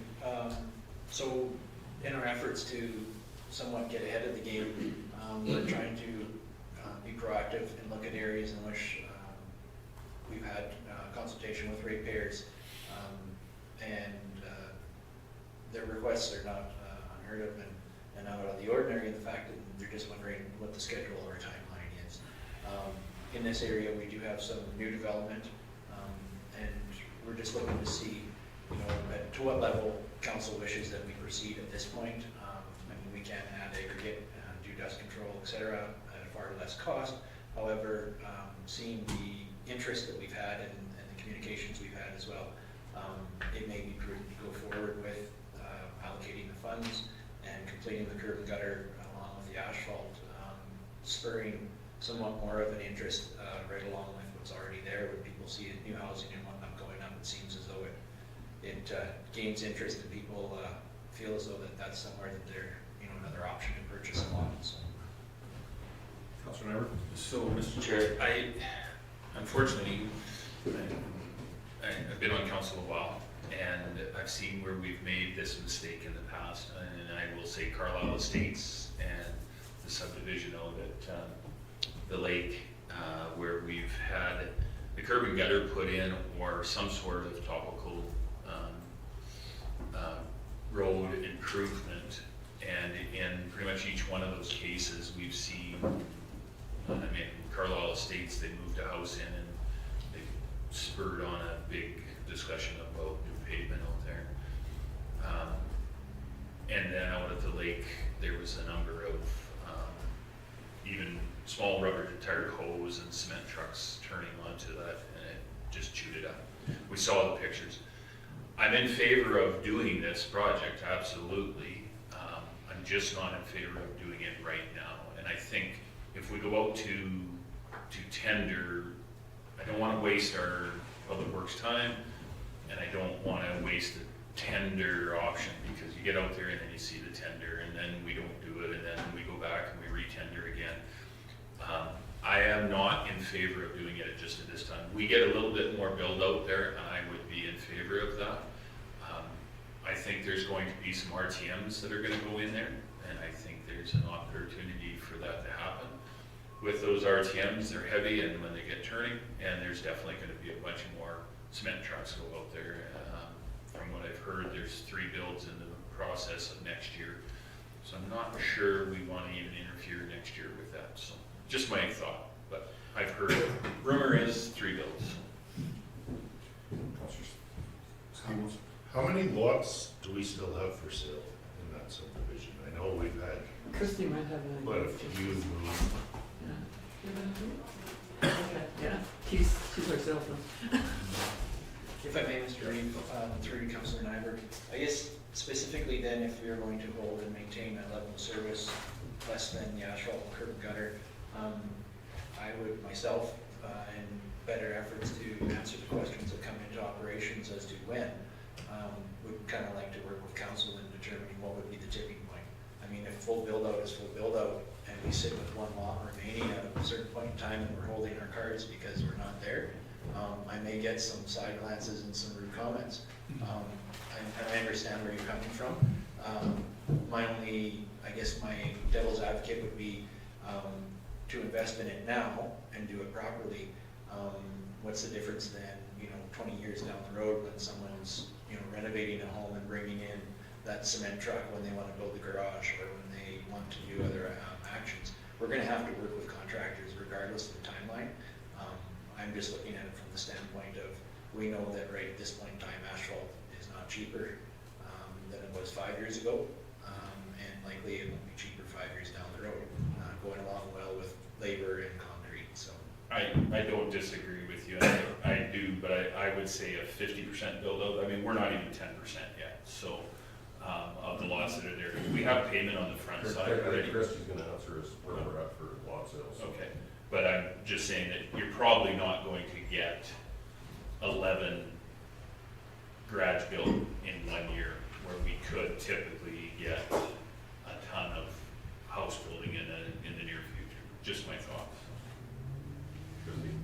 15 lots were available and 11 are remaining. We've sold 4, okay, so we're a third, not quite a third. Yeah, if we got to, like, I commend you guys. This is, I mean, this was the plan. When we got the money, we would put it in there, and I'm 100% behind that. We might just be a little too soon. I mean, even if we were 50%, if we had 7 of them built, I would say, yeah, build your roots. This is a little bit of a what comes first, the cart or the horse situation, because once a development is actually finished, is it more attractive for potential purchasers? When it's sometime possibly in the future, we may end up paving this, well, that may scare people away. And this is the crux of it. I realize you want to protect your investment from the potential heavy loads, but I mean, at some point we need to get rid of these lots and get houses built. The only other thing that's helped sell the lots is selling them as doubles, just because it matches closer to the lot sizes in Erskine. But would this be the tipping point where we can finally get rid of these if it's a finished subdivision? I just have a question. Christie, on that 4 that are sold, are those double lots or are they single lots? One was double, the other 2 were single. Okay, so that's the 4 lots, okay. So, and to Mr. Stevens, so on the front side of that, I'm sure you're very familiar with the subdivision.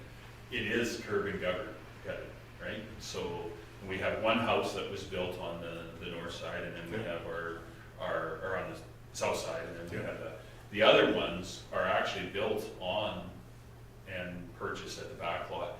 This has been that conversation, and I can remember when we set that up, we had 7 counselors and every one of us had a different lot that we would purchase. So I'm not sure that's necessarily the crutch of it, because I don't think, and correct me if I'm wrong, Christy, but on the north side of the paved lot, so right across the street from our truck fill, I don't think any of those lots have sold yet, have they? And we do have pavement there.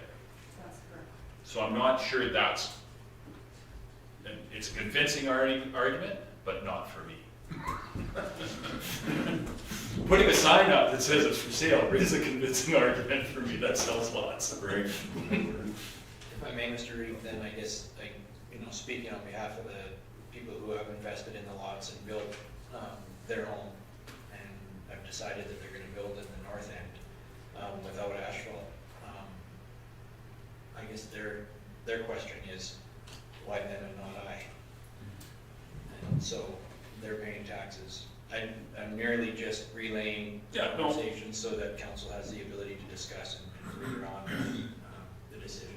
And so I have the ability to then relay through to them the reasoning behind my answers to them. So. And if I could, Mr. Chairman, I would say the same thing to them, that I would say, you know, in 10 years from now, when we have 50% build out and you got brand new pavement, that pavement will be much better for a much longer time. And I think it's prudent for us, and as even the cost of pavement going up, I would rather do it right once than have to do it twice, because somebody moves a house in there and then turns it, and that's exactly what happened at Carlisle Estates. That was, and that spurred on almost a $750,000 paving project, which the council whined heavily against. Councilor Gender? Just a little bit, yes, Mr. Chairman. On these roads, have they been compacted and has the base gravel been applied to it? Yeah, I do believe, Andrew, maybe you can correct me if I'm wrong, I do believe initial work was completed on the base to get the compaction and everything ready. It was left for the year to allow for basically infrastructure to settle in and move to where it needs to move before it move forward. Since then, we've just basically added gravel and smoothed it out. Okay. I'll speak on behalf of my personal experience down here when I did a little bit of work in town. Like there was one part that we put the curb and gutter in and then it settled. We had to remove it and replace it at our own expense. So like, and if you're going to be just moving trucks in just with loads on them and loading them, unloading them without, the part that I'm afraid of, say like if you move an RTM in and then if you back it over that curb and gutter on the damage that you could do really to it. So on that behalf there, I think that we are looking at a little bit too soon. So the next council, they can decide on further down the road. But do thank you for bringing it forward. But just absolutely for discussion. Councilor Stevens? I do think the more critical part when it comes to asphalt damage is making sure that you have that period of use between when you build the road and when you pave it. And if you freshly build a road and pave it the same year, you're really rolling the dice. If you build a road or a subdivision, county road, doesn't matter, leave it for use for that year or two, any settling will have happened, you'll have identified those spots, and then pave it. It is far safer than the alternative. And that, in my mind, is a bigger risk than construction causing damage. I have an opinion on this too, and I feel when we, option 2 is with continued aggregate material use MG30. So we are putting on dust abatement, we are putting on a piece, and I'm also, we've sat at this table enough with the issues that we've had in other subdivisions that were maybe possibly not pavement, but they were deemed as pavement. And I have that same feeling that we need to get a further build out here before we do proceed forward. Councilmember? And I see the dust control situation on some locations, but this is really a very remote portion of Ursula. I mean, the only people that should be traveling down there are the 2 houses that are there, right? It's not like there's a pile of traffic that's gonna go in front of their house.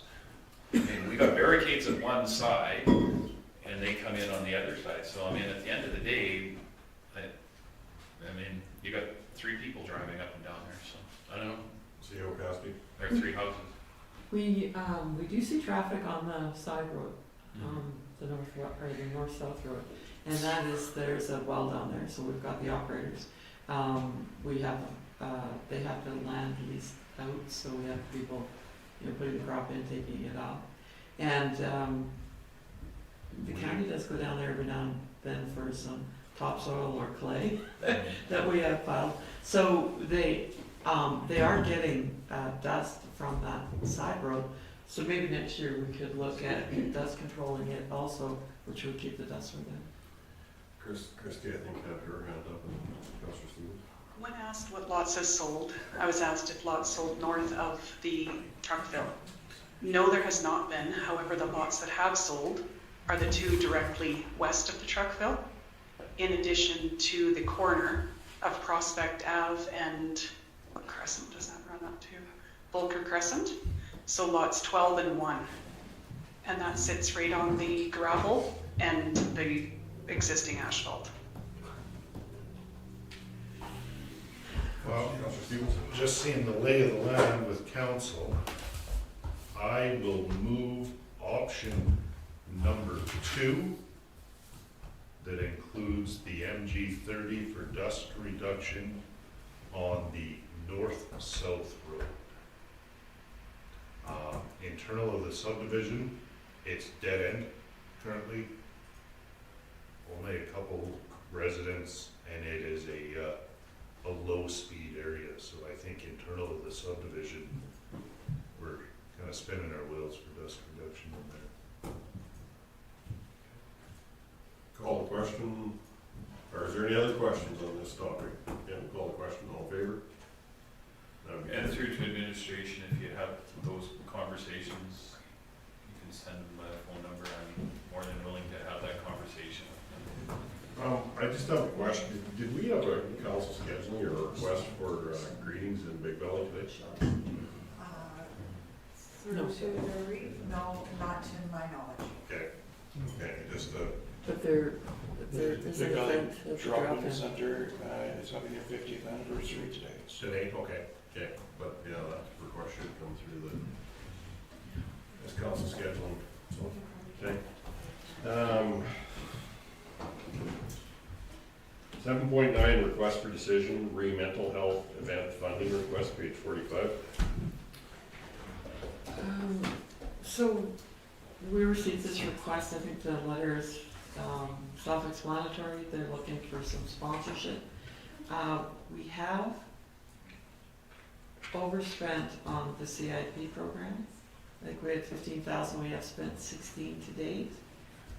But basically, they're looking for, from what I could tell from it, any donation that we would be willing to make.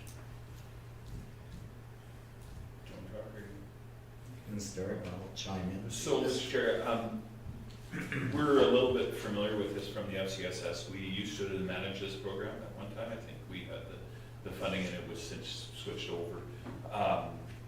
It's a great program. It's a wonderful program. They do get provincial funding for this. So this is a provincial program. There's a grant funding already. I can't help but feel that this is a little bit of a double dip in the sense that they're getting funding and grant funding from a provincial body and then doing this.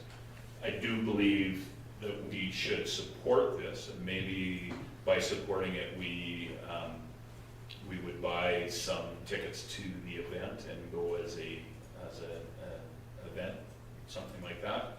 As far as sponsorship, I'm not sure. I do believe this is definitely, like I said, a provincial initiative granted by the provincial government. So I'm not sure where the funding request is. I don't know if they're just asking for support, a letter of support. I'm a little, they didn't ask for a money, there isn't a donation value in it. They talked about monetary, in-kind, or service-based. Yeah. But they didn't come with an actual amount. Well, I was thinking, like, I agree with James. This organization is provincially funded, and they put on various events in town throughout the year. But I mean, it's supposed to be for mental health, and I do a little bit struggle how an event like this is a help for mental health. But anyways, I think the county could show our presence with a nice door prize or something like that, like we do some of these ones where we just can't budget for them, but we could at least do a door prize or something like that. There's Struggle with mental health too. Councillor Never. So that was perfect.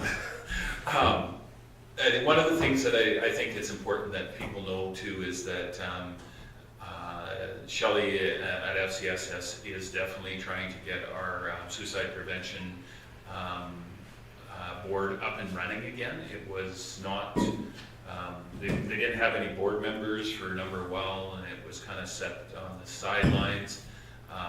But they're really trying, we still have a society, we still have an active portion of that, but we don't have enough board members. They're slowly, I think, she told me they have a few now that have stepped up. But if there's anybody out there that would be interested in joining that board, they could really use an extra hand. So just a thought, if you're interested, stop by the FCSS office or And actually, FCSS will be present at this event. yeah, they will be. And they're gonna be promoting their suicide Prevention. prevention. You want to support the group, you can show up at West Stettler Park in 7 minutes.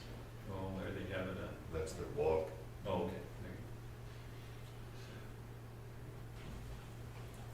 Do we have money to send a door prize?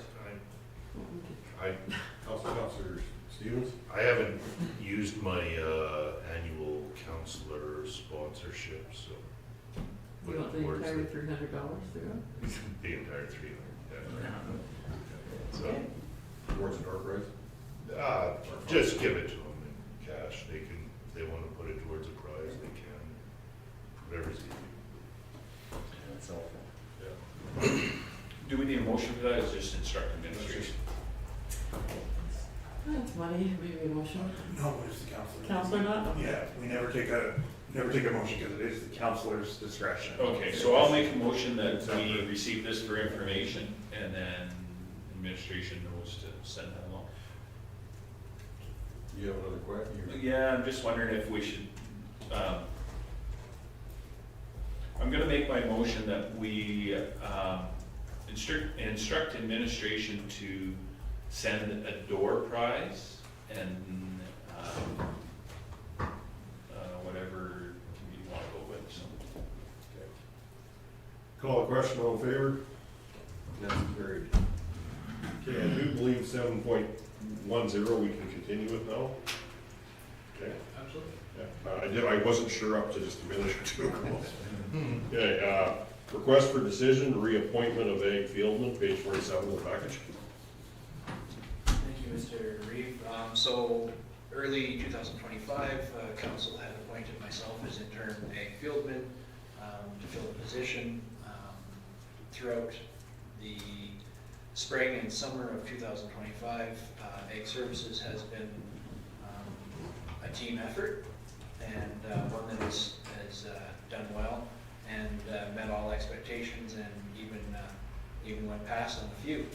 So I would like at this point in time to commend my great staff and fellow Assistant Director Dan and Assistant Director Kara for all their extensive work, and our Assistant Ag Fieldman Farah for taking on the task of running our Ag Services. Throughout our search for our new Ag Service Manager and Ag Fieldman, we had some great interviews, and we were very fortunate though to be able to sign and bring onto the team Rob Klatt. Rob Klatt's here today. I won't get too deep into his credentials or anything of that nature. I will touch on a few at the top. Rob has been an egg producer and has worked on building relationships with egg producers his entire life. 8 years service as municipal egg manager and fieldman up in, and just forgive me for a second, Big Lakes, sorry. It's struggling for that, I was gonna figure it out. Big Lakes County. As well, Rob has been 4-H member previously and current 4-H supporter. So with that, I have this request for decision that council moves forward and appoints Rob as the new egg fieldman for the county of Stettler. Maybe we should meet him first. Oh, yeah. Councilor Stillman? Yeah, well, I'm just anxious to make this motion to appoint Rob as Fieldman, but maybe we should let him speak first. Please speak, Rob. Big one. Push it once and you're on. Hello. Okay. Yeah, that works good. Yeah, I'm Rob Klatt, new ag fieldman, I suppose. Previous history, born and raised farming up in High Prairie. We grew our family farm from about 1,200 acres to at one point with our custom farming that we were around 27,000. We had a bunch of rented land and things like that. We've since downsized. We're sitting at around 5,500 acres now. Since we moved away, me and my wife have 4 kids, and I don't know if any of you have ever been to High Prairie, but it's an interesting place to raise a family. So we decided to move to central Alberta and raise the kids there and kind of separate from the farm a little bit. I'm still heavily into it with some farm friends and that around red deer. That was there's a cattle operation there, and then they have Steel Pony Farms where they do an organic garden and things like that. And, you know, I currently work operations with Nutrien, so kind of stay in everything ag, basically. Yeah. What do you know about sheep? They're good for eating weeds. They got fences. At least you said they're good for something. That's more than most of us give it credit. Yeah, we dabbled in them actually about, I guess about 25 years ago for a very, very, very short period. It's just, yeah. I should warn you, just by responding, you're only encouraging. Well, welcome aboard. Well, and this, the start date is October 1st. October 1st? Okay. Oh, okay. So welcome from Big Lakes County to Dry Lakes County. I'm excited. It should be a challenge. So did you move into town or where do you live? We're in Innisfail right now. Oh, okay. So I agree. Still looking? We've got some lots for sale in our. I heard of I need to draw. Don't expect pavement. Yeah. You buy one side, you'll have already paved. Can you stand past your sheep there? Oh, you wait.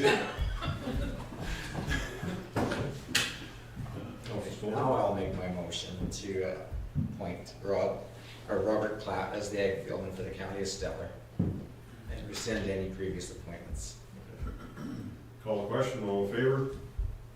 That'd be carried. Welcome. Okay, if we can get a motion for recess for lunch, I see you guys pastors. You can just recess. I can recess for lunch. You can make You that. can make the call.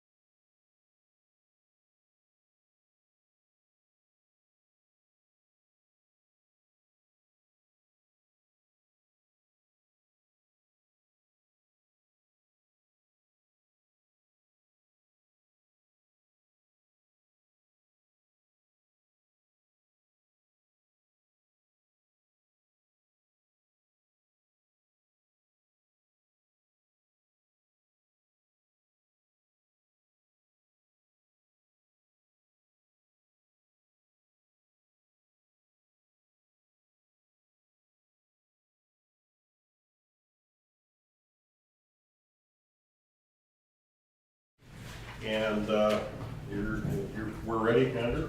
Okay. Public hearing 4.1 bylaws 1752-25. Amendment to the land use bylaw, and it is page 7 of the package.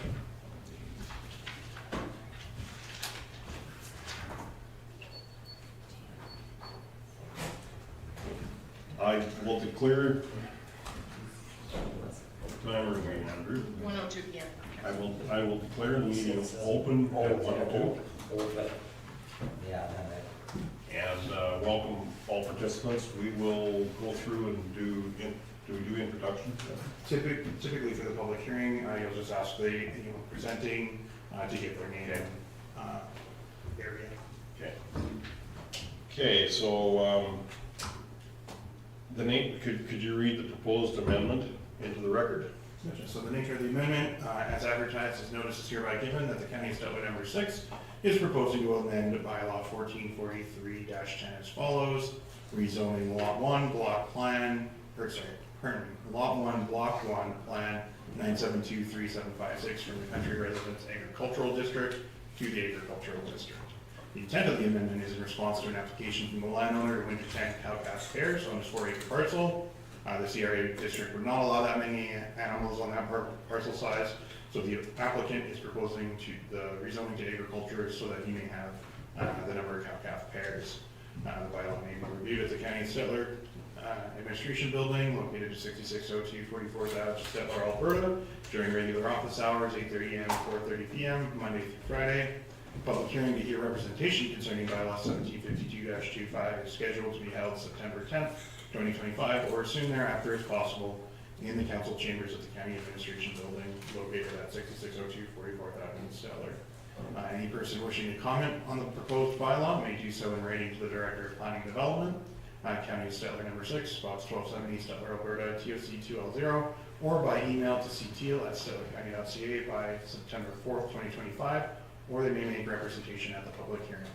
The hearing will be chaired by the Reeve. Persons wishing to join by teleconference or speak in person will be requested to state their name and address for the record upon being recognized by the chair. Council will hear verbal or written submissions from any person who claims to be affected by the proposed bylaw. Persons may make oral presentations at the hearing regardless of whether they have provided written comments. Following the public hearing, council may proceed with second and third reading to approve the bylaw. Should you require additional information, please contact the Planning Development Department at 403-742-4441. That advertisement was dated August 15th, 2025. Okay, thank you. The rules of conduct that will be followed during the public hearing is written submissions shall be tabled first and read into the record. Anyone wishing to support or oppose the amendment will be given the opportunity to speak for up to 5 minutes. Councilors may ask questions of the speakers after each presentation for clarification purposes or direct questions to other presenters. There will be no debating between participants and presenters allowed, and any questions from the floor shall be addressed through the chair. Were there any written submissions? We have no written submissions for or against. Okay, and how about verbal presentations? I've got no one online, but I don't know if anyone in the gallery is interested. Oh, okay, we have no verbal or no written submission. Is there anything else from our development officer? No? Okay. Any questions from council? Okay, I guess at this point will declare the public portion of the public hearing closed, and it's at 1:06.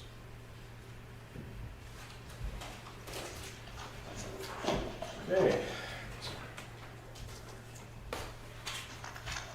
Now we'll go to bylaws. If we could jump straight to page 52. Yeah, 10.1, amendment to the land use bylaw for second and third readings. Page 52, it's bylaw 1752-25.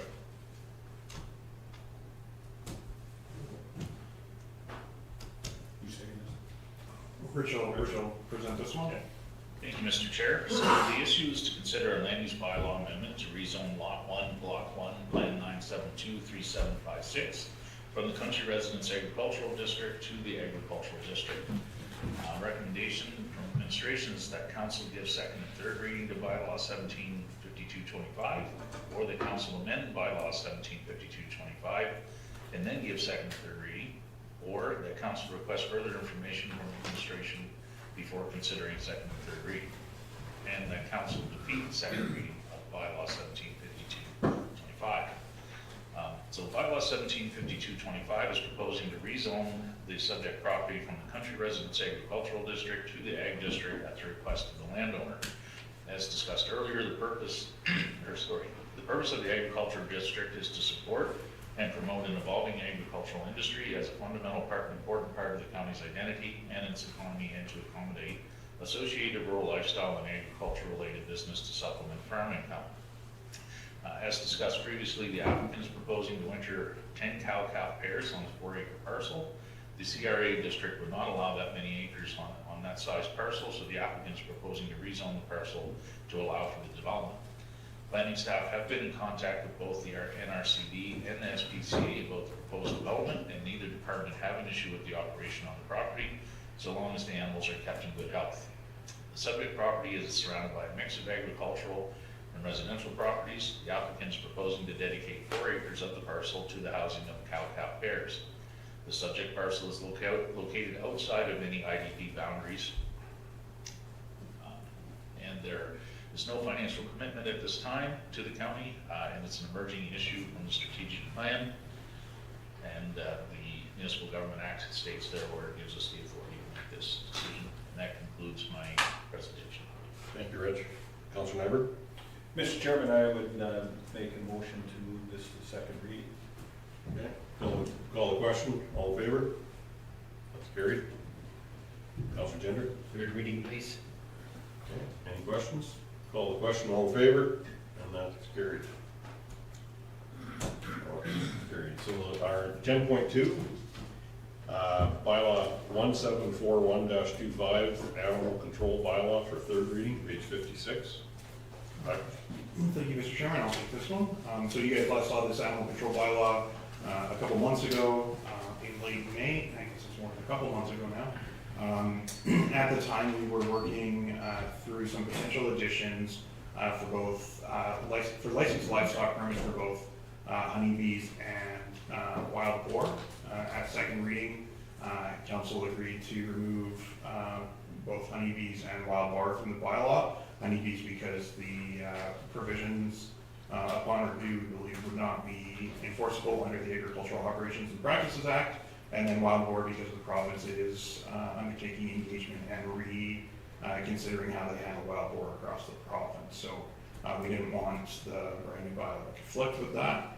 But what is remaining in this bylaw is when we undertook the direction from the Agriculture Service Board to consider those amendments. We also took a holistic review of the entire animal control bylaw, including some legal review, and so we just have a series of minor amendments.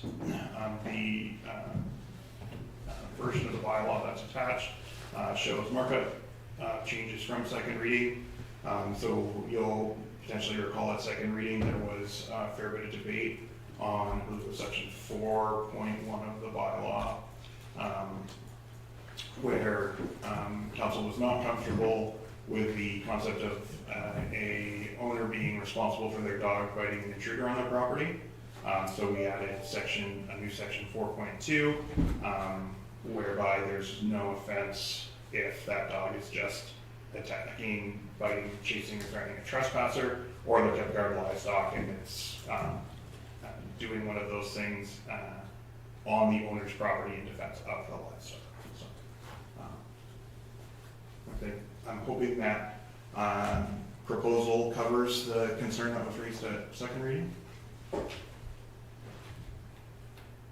Councilor Stevens? I'll move third reading. Bylaw 1741-25. I'll call the question. All in favor? And that's carried. Okay, stepping back to item number 8, old business. Update to CP rail site cleanup. That's Nikki. Yes, through to the chair. We have have some wonderful news that the Nevis CP Rail, it's actually KCCP Rail, stockpile site of railway ties has been cleaned up, and I was hoping to have photos for you today, but I have full reports that it actually looks quite lovely, and they've done an excellent job. Okay, that's great. It's a squeaky wheel that pay off in this case. Yeah, well, that was good. Thank you to staff for the extra work that you did. I know the Ag Service Board went to that, Nikki went to that, and then I think both Councillor Stevens and Reeve, Clark, when you guys, I was unable to make that meeting, but you portrayed my concerns very rarely. And also our fire stuff. Yeah. Yeah, it was a team effort, and I think that's, it shows our pride in our community and that they're just not gonna turn us into a dumping ground, so good on everybody. You need to receive for information. I'll receive that for information. Councilmember, call the question, all in favor? That's carried. Item number 8.2, 6-month strategic plan review, page 48 of the package. Thank you, Mr. Chair. So I asked Christy to condense this for you from last month's meeting. So Christy, did you want to lead them through? I'm actually gonna come a bit closer so we see it better. Okay. Your mic's up. That way? Oh, that's nice. So on the 13th, we went through a Gantt chart, and within the Gantt chart, we provided more operational details than what council was seeking. So we've modified it to be very similar to what Nikki had prepared in the past, where we went through it at a much higher level to allow for council to review and ask questions. Council, how would you like to be directed through this? Opinions, Dylan? Well, Give us the Coles notes and go through it. Things are going well. I see for information. You asked about the strategic plan earlier. In all honesty, a lot of the objectives we're finding successes in completing the priorities to achieve those objectives. Council has been provided with a Gantt chart to look a little further to see what we've done. Level of service, this keeps popping up over and over in your strategic planning, and we do have the research completed to start drafting the level of service policy. That was a major initiative that council was seeking, and within your road maintenance policy, we were able to include the research of our level of service to draft for you guys a really great policy on road maintenance. And it's going to be following through to the fourth quarter, correct, Andrew? Yeah. Where we'll be actually drafting that policy. Another big one is our gravel pit reclamations. So we do have 2 pits that are going to be targeted for reclamation here in the fourth quarter as well. That was a big objective for council. And inventorying County of Stettler property. That's been ongoing, and Sharon is very near the end of completing that inventory. So then council can make some very critical decisions based on their inventory.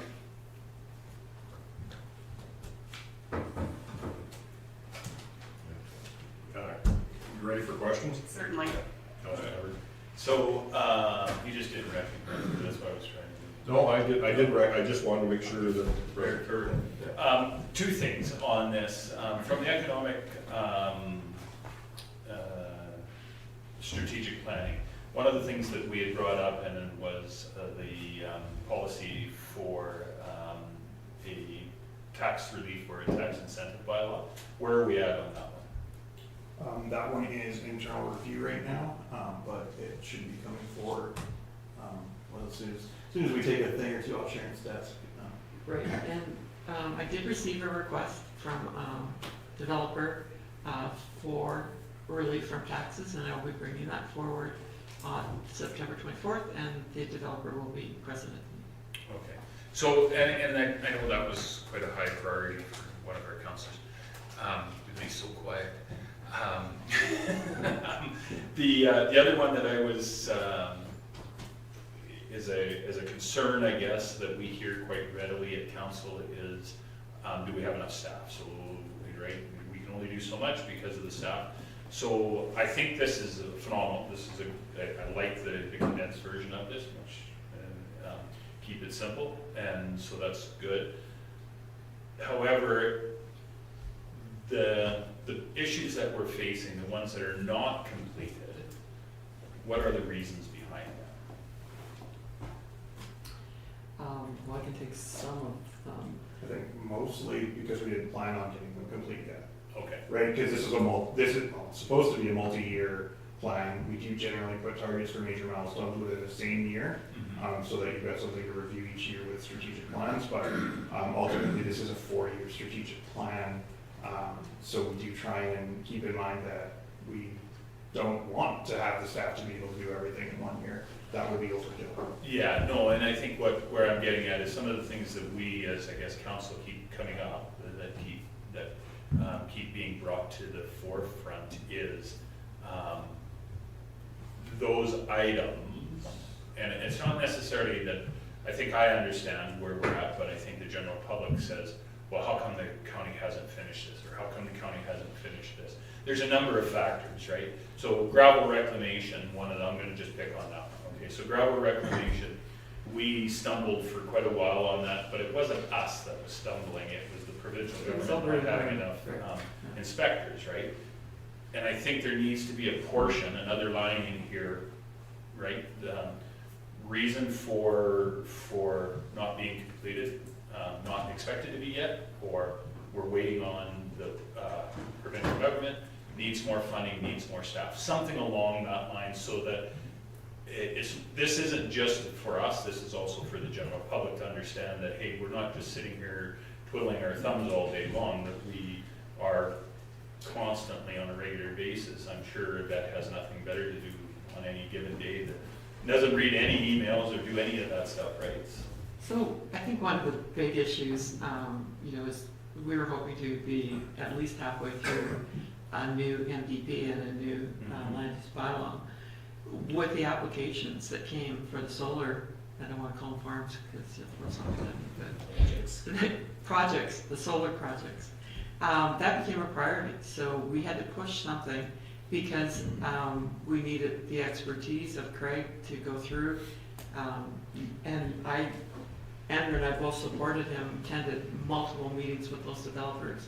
And I've got to say that because we're lucky that Greg has the expertise and can take it to the AUC meetings, we have saved thousands of dollars in legal fees. Because when I talked to hundreds of thousands, I talked to other counties, especially when I was at the convention the other week, and what they've spent on legal fees defending ratepayers' concerns on these solar projects is just astronomical. We have two, one that we expect a decision before January, we have one going to the AUC just before the election, and Craig sits through all those, and Andrew and I, we listen in on them, and they are lengthy weekly hearings. We also have been notified that we have another one just west of Stettler that could involve up to 7 to 14 quarters of land right along Highway 12. So they're not slowing down. They keep coming, and they take just an immense amount of time. By the time we research all the policies, all the legislation, and to be able, and plus solicit feedback from landowners and be able to properly represent our ratepayers. Of course, the developments in the fire service, that became a priority because we have to make sure that our municipality is safe. And so other things got pushed, like bridges, which we're frantically working on now to get them through before it freezes.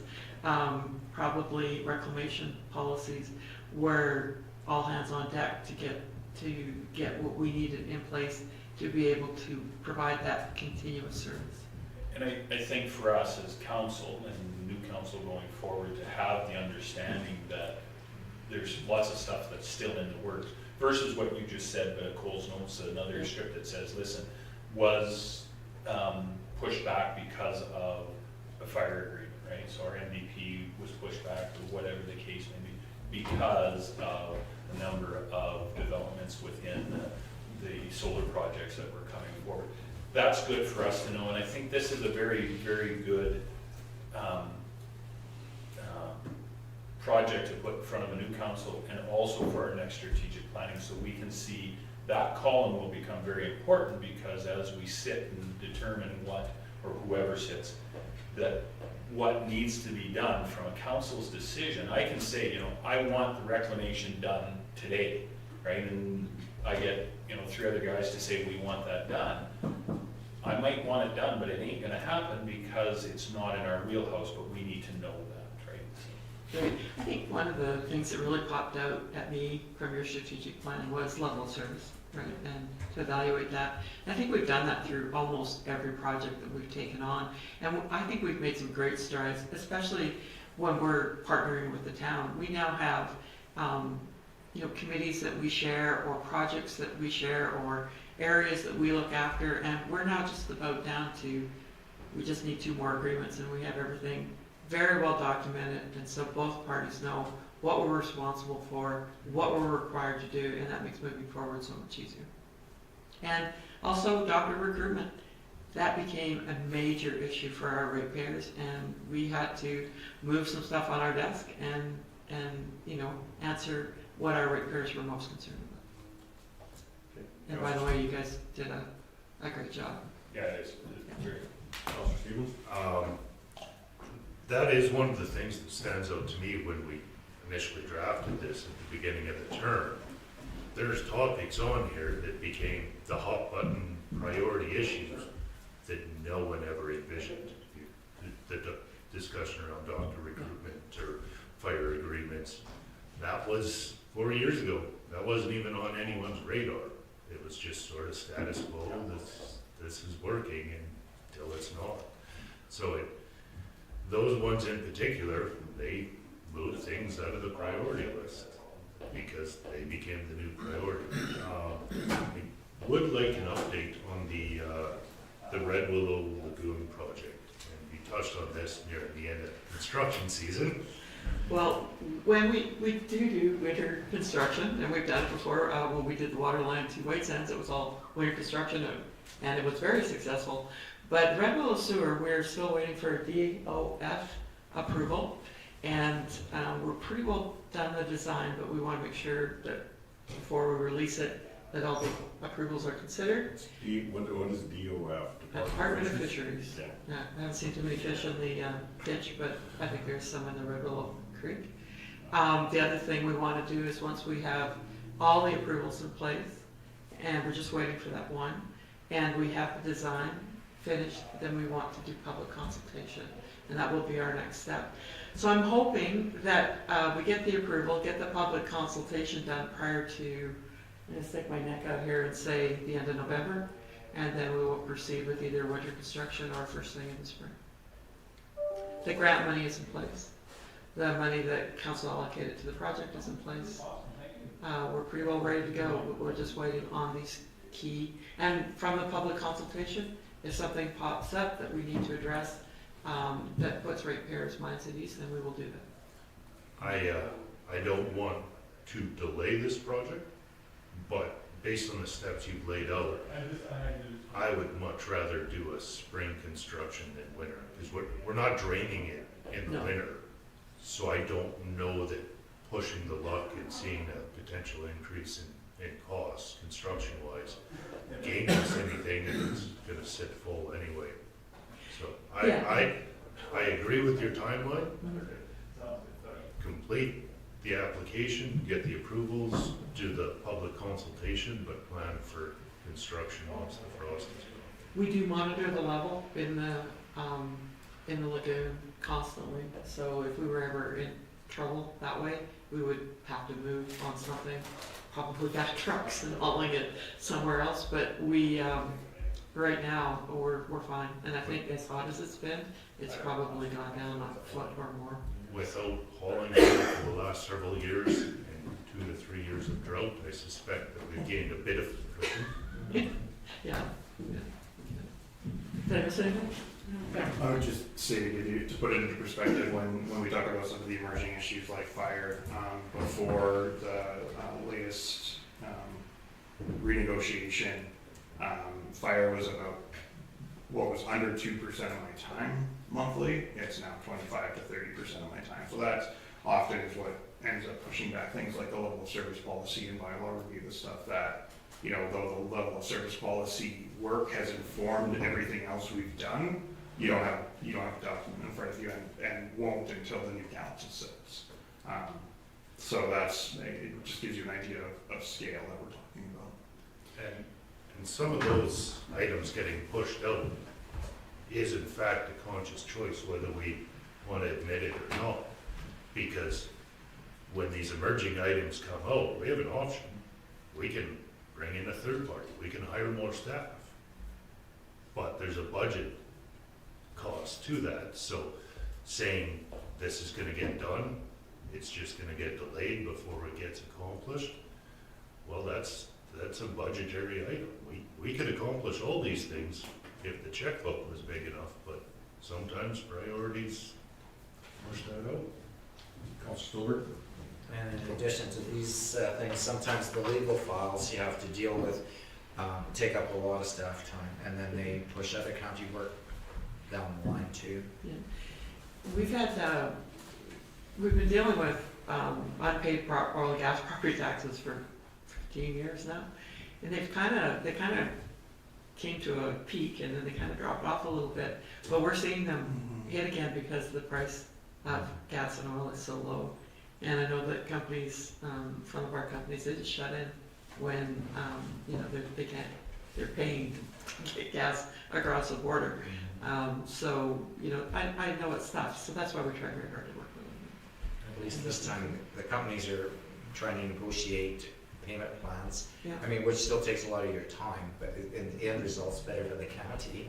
And that all stemmed from an extensive lobby, and that came from you guys. So you guys did that and we just kept pushing you to do it, so that the AER is involved now, and that's what puts a little bit of fire under these guys, because they will, and we saw that just last week with that one down by Calgary. They'll just walk in and shut you down, right? And that doesn't do anybody any good, because they shut you down. The municipality doesn't get the taxes, the landowner doesn't get the leases, and the province doesn't get their royalties. But it's a threat, and it seems to be having a little bit of grip on that, so that they are now coming to the table where before they weren't. So you guys have to go to Edmonton. You have to be well prepared to lobby on behalf of the ratepayers of the county of Stettler. That takes a lot of administrative time to get that information ready for you, so that you can pull those answers and put those issues on the table, because they don't give you a lot of time to make your case and to be able to back it up. And when we send you, we try very hard to make sure that all the answers are. And when you're talking about unpaid taxes, it's one thing to present it, and it's one thing for them to accept that it was presented, because we're still going through the conversation of the data provided to the Alberta government. I have a copy right now from Vulcan County that I have to go through with our staff to make sure it was the same format, because Jason Snyder did indicate to the Premier exactly how the data was coming in per county to the RMA. The RMA had been putting it forward. So it's sometimes it's pushing if you called it a ball, it's a square ball, because it seems to be you got to push and flop and push and flop, because you can take the horse to water, but do you make them drink? And it's frustrating, and it was brought up again yesterday, to be brought up again tomorrow. Like this costs us a lot of money, not just in the unpaid taxes, but the administration to bring this stuff forward, to lobby for it, to work through these. So, strategic plan, I look back over the 8 years that I've been on council, our strategic planning and our conversations on it have improved so, in my opinion, so much. And that it needs to be fluid somewhat too, because some things you put on 4 years ago will drop off. And because just in time things change, or your policies have brought things in place to make changes, so the criticality may not be the same. And it's your best picture 4 years, and we update it every year.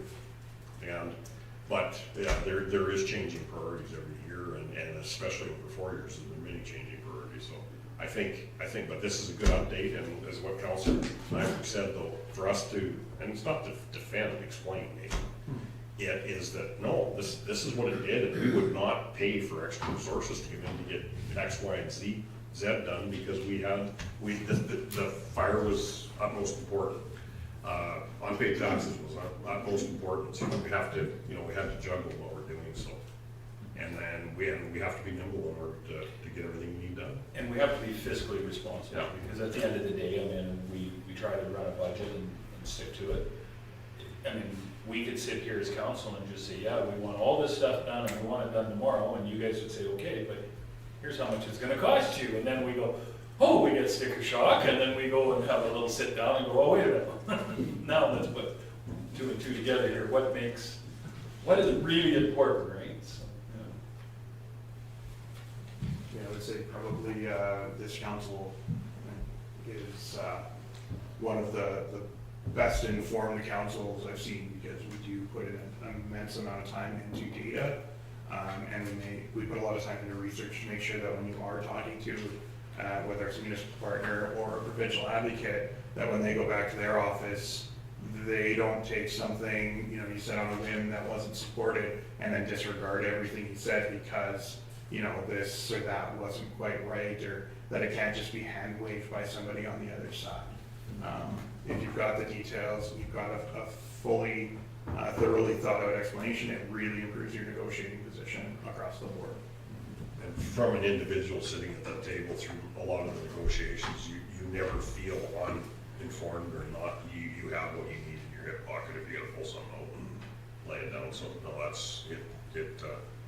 I think we are very well informed. So well done, yeah. Do you want a motion to receive this for information for now and then? I don't think you need any instruction. Okay. I'll give you a motion to receive for information. Call the question, all in favor? That would be carried. I'd like to thank Christy a lot. She's really kept us organized this year. When we tend to go like this on our desk, she brings it back in front of us. So we haven't been able to ignore the strategic plan or say we'll get to it later. What I like about Christie is when she brings something back, it's not vague. It's concise, it's detailed, it's accurate, it's good work for sure. Okay. Thank you, Chris.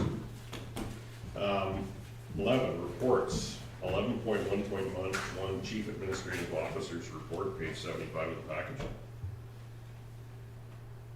Is there any? Mr. Chair, I do have a quick question. Yeah. It's on page 93 of our package. Let me get there if I hold it not quite neatly. Greater. What's that? Carlisle Estates drainage monitoring and rain garden. Yes, What's a rain garden? we are building. It's gonna rain out there more than anywhere else? We are building a rain garden out at Carlisle Estates by Mr. Tucker's lot. You see them in Alex.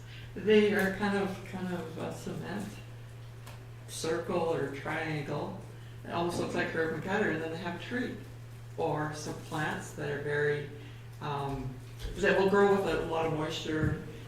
They look really nice, and so that's how we're going to handle some of the excess moisture and have, instead of having it sit there, we're going to run it through as a rain garden. It will get absorbed into the soil and then continue to move on. Who the hell came up with this idea? Mr. Teal, we are so lucky we have him. I'm good. I'm impressed. That's actually, I'll be honest. Did we run this by Mr. Tucker? Yes, and from what I understand, he's all in favor. So yeah, we're hoping to have it done this fall.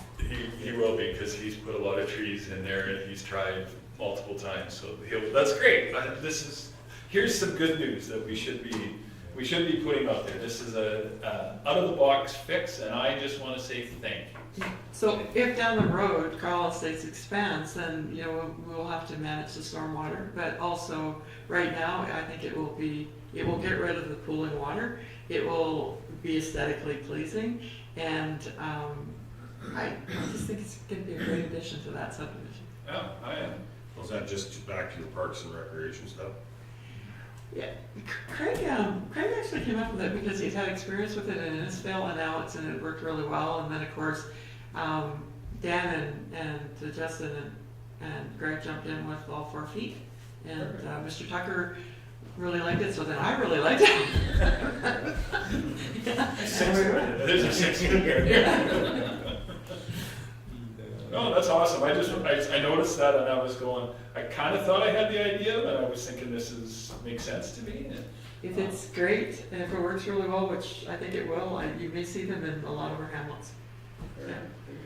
And as every other month, it's a very detailed report. Do we have any other questions on the CAO report?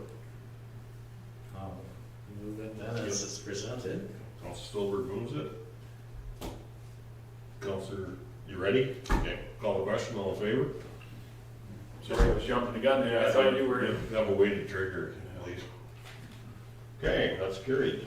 Financial reports, 11.2.1 accounts payable register, 11.2.2 bank reconciliation, July 31st, 2025, 11.2.3 year-to-date budget, and that's pages 123 to page 133, or 132, pardon me.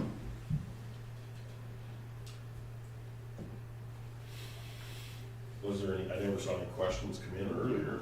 First from a long time. Yes, Councilor Gender? I'll move them, please. Okay. I will call the question, all in favor? Councilor Gender, you were just about putting me into shock at the end of your council term. That's the first time. I'm going to sleep.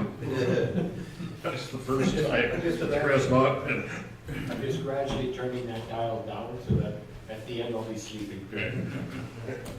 Okay, 11.3 councilor fee sheets, page 133.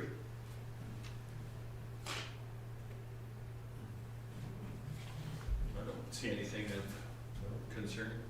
I'll give you a motion to move those forward as presented. Call the question, all in favor? That'll be carried. Committee, council committee reports. Under my name, we do have verbal, beside 3 of them, or 2. Did you do a healthcare professional? Or health professional? I think it was a previous meeting. Okay, okay. And so, yeah, we had our central RMA meeting on, director's meeting on Friday. Went through a lot of different subjects out of it. It was fairly uneventful meeting. The updates took probably the longest. A lot of the municipalities within District 2 are doing a lot of the things within our province. But one thing we didn't really have much coming forward for resolutions, or resolution deadlines coming up, which maybe isn't that far off at the end of a council term. I think there's a lot of councillors that are retiring. Yeah. You know, you look around, I think Lacomb's gonna have, that sounds like 3 or 4 that have retired. The Reeve Lacombe is Barb made the announcement she wasn't running again. Yeah. Yeah. And Mayor of Red Deer is not running again. So there's a number, yeah, there's quite a few retirements, so, and then whatever, not only attrition, but also election sometimes changes stuff too as well. So there may be in all accounts, the political pundits say there's gonna be a large changeover in all municipalities across the province, including the big cities. We'll see. I think we saw that in our summer villages. So, But Yvette, from your point, any? The only one that Pinoca is supposed to be bringing it forward, we haven't seen it yet, but it's to do with groundwater and fracking. Okay. Yeah. That's the one. And actually at the meeting up at last night for mature asset, that was a big concern from people. It wasn't part of the overall meeting, but a lot of the people were bringing forward the amount of fresh water that is being used. And they don't seem to be getting anywhere with trying to control that. And it can be diverted from surface, but also a lot of downhole water. And people are really worried about what could be happening to wells and pieces like that. So that will be future, I would think if this is a resolution, it'd be future lobbying. And that's in Reed McLaughlin's area in Pinoca, and it would be into Wetaskiwin County. And I believe just north of Wetaskiwin County is Parkland. I think that's kind of that ridge in there where all those multi-well fracs are. And then Parkland, and it kind of corners into Brazos slightly. And Reed McLaughlin stated that he lives on a fairly isolated road, But he said right now, he has 500 trucks, 500 vehicles a day going past his driving. And he said the noise, everything is intense. There was people there at that meeting last night that have bison operations that are very concerned about the reproduction of their bison, because I guess it really throws bison into a turmoil, and noise, the constant noise and activities, and it's right amongst, they've got 12 quarters of land in a block, and they feel kind of helpless right now, actually, because it just feels like it's happening whether they want it or not. So, but the water, that was a big key concern, and getting proper studies done on it, so. Councilor Stevens? One of the biggest flaws in their water conservation is along the definition of river water and groundwater. And I've seen this gray area be used multiple times by industry, where they'll put water wells 3-4 meters deep, a couple meters from the riverbank into straight cobble, and at that point it is considered groundwater, it's not river water. And it avoids a ton of bureaucratic red tape, because this does not count against your river water volume that we have to maintain 50% that goes to Saskatchewan. So it's this weird anomaly where 10 seconds ago it was river water, but now it's groundwater, we're good. And key issues with all of that is oil and gas currently, I guess, fuel our province's economy, and it looks to be full foot on the throttle on it. So it will be a lot of work for the next councils coming up to deal with those, through those. There is a middle ground where you can try and help our industry partners by maintaining a cushion on water levels. And that's to take a lot more serious look at some of these dam projects like Ardley. And then you're trying to help out both sides. Could you imagine if that Ardley dam does go forward? Oh, that'll be a spur. Think of the economic development that would do to this area. Like, that would be, yeah, that would be phenomenal. Like, all money. Okay, and then Shirley McClellan, I guess the biggest update on that would be that Wolf Roslin, which is phase 7, is still proceeding forward. The contractor had run into some issues with real hard drilling going through the Battle River. And we worked through that with the contractor, and they are into better drilling now again. He had to bring different contractors in, but it was hard rock, basically hard rock drilling going through there, so, and boreholes and stuff never indicated that, so. It's, our board was all up to speed on it, and so that's going on, and then the bid for, or the details engineering for the phase 8 is ongoing, which will be taking us out to effectively the Saskatchewan border. Yeah, they're just revamping the design, and I think it's gonna be not too far from now, right? Kirsty? 2 weeks. Yeah. And then hopefully we go to town. And then we're pushing transportation to try and look at distribution versus transmission lines, to try and get a better spread of the rural water out through transmission lines, so that the municipalities at that point could supply the distribution lines, but it's just those main arteries are costing so much money to put in that it would be, we're pushing it. Had a meeting yesterday through the ACE Water Forum, it was called, and which we met in early January. I believe it was January. We met in December of last year, and it was very disappointing. It was that meeting we had yesterday. Agriculture, rural was really pushed right out of the way. It was more addressing. They brought in another funding stream, but it was more for the mid-size.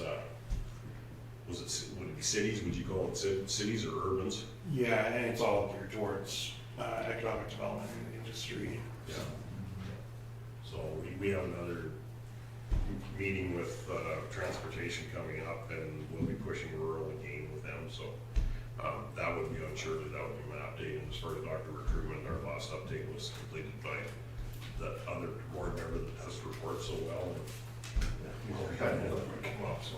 I do have a question about Shirley. Was there any more conversation at the last meeting about the potential for Camrose County residents to connect? I know that was in limbo because Camrose County wasn't a member of the commission. It basically remains in limbo because we sort of left it in Camrose's court saying you guys need to ask to be serviced.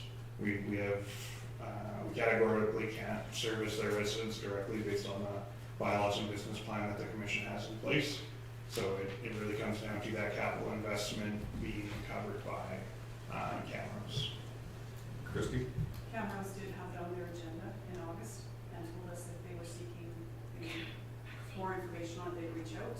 They did not reach out. So it's safe to assume they're not seeking more information at this point. And, you know, there've been rumors in the past too, with regards to Flagstaff and Beaver counties too, which it's all just been rumors. We haven't had any formal come into us, but it's a whole change to your commission structure at that point, and it would be a lot of work if one of them does decide to come back in, so. I would be a lot more concerned about two municipalities that size, Beaver and Flagstaff, because this could go back to line sizing that is now undersized if you expand that much. Picking up half a dozen farms on the way, that's negligible in your volume calculation.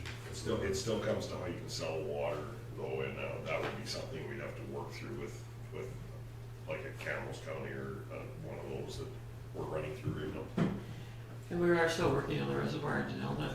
Christie Hunter. Oh, I'm sorry. Yeah. We do have one. Sorry, we need a microphone. Huh? You guys hear me? Yes. We do have one expression of interest from a county resident to date, so that's where we sit for connection intention so far on phase 7.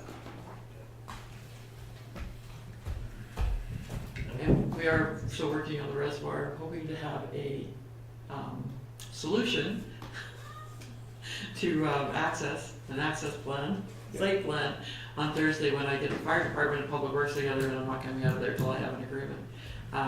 Because we're bringing them in on one side of the firewall to know the next to come out. We have created conflicting uses and we need to just find the right compromise.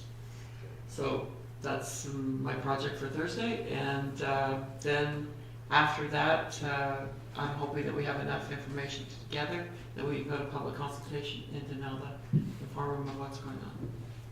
And don't say Thursday so lightly because it's tomorrow. Okay? You don't have a. I keep thinking it's Monday. Sorry. It's Thursday. So, okay. Councilor McCain? Just one question on phase 7. Since they've had, the contractors had extra problems drilling and whatever else, are they going to be able to stay within budget, or are they possibly going to be asking for more money because of the setbacks? They're going to be able to stay, and we're going to ensure that they stay within their contract, their maximum contract. We won't let them go outside of that. There was a contingency built into that budget, and they have been able to access funds from that, but every bid had that same contingency built into it. So not exceeding that total project budget remains competitive and fair. Outside of that, you know, they've been warned that we'd be forced to go through the rougher steps of, you know, calling the bid bond and that kind of thing. Thank you. Okay, so was there any other comments on the other reports, or was there any verbal updates that others needed to put forward? I don't think so. On all my committees, didn't have August meetings, and of course the museum's been very active, and it's, you know, it's down the line in the agenda already, so we'll deal with that one there. Did you want to mention through Councilor Stolberg, the upcoming event at the museum this Sunday? I have to grab the details of it, but the murder mystery one is coming up. That's one thing, that they are doing a lot of fundraisers this year, and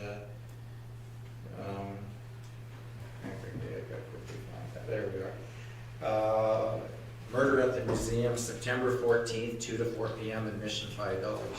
So it's a murder mystery at the museum. It's a bit of a fundraiser, and it's a bit of a fun thing. So that's their latest fundraiser at the museum. They've just come out of a Heritage Expo, which was quite successful too. And so this is one too. I guess I've shared it with Nikki, so if I guess the rest of the council can share it around a little bit for the people that are into those things. It'd be kind of cool.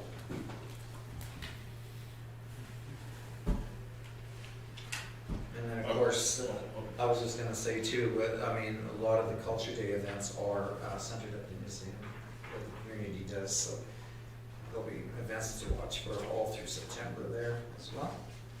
Councilor Key? I'll move to receive for information if there's no other. Call the question, all in favor? And that would be carried.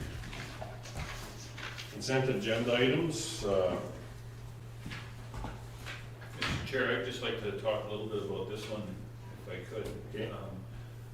I think this should be plastered everywhere. We've done a phenomenal job, and when I say we, it's the administration of the county of Stettler, not anything I think council has really done. This is solely on our administration's great work, and I think it's well deserved.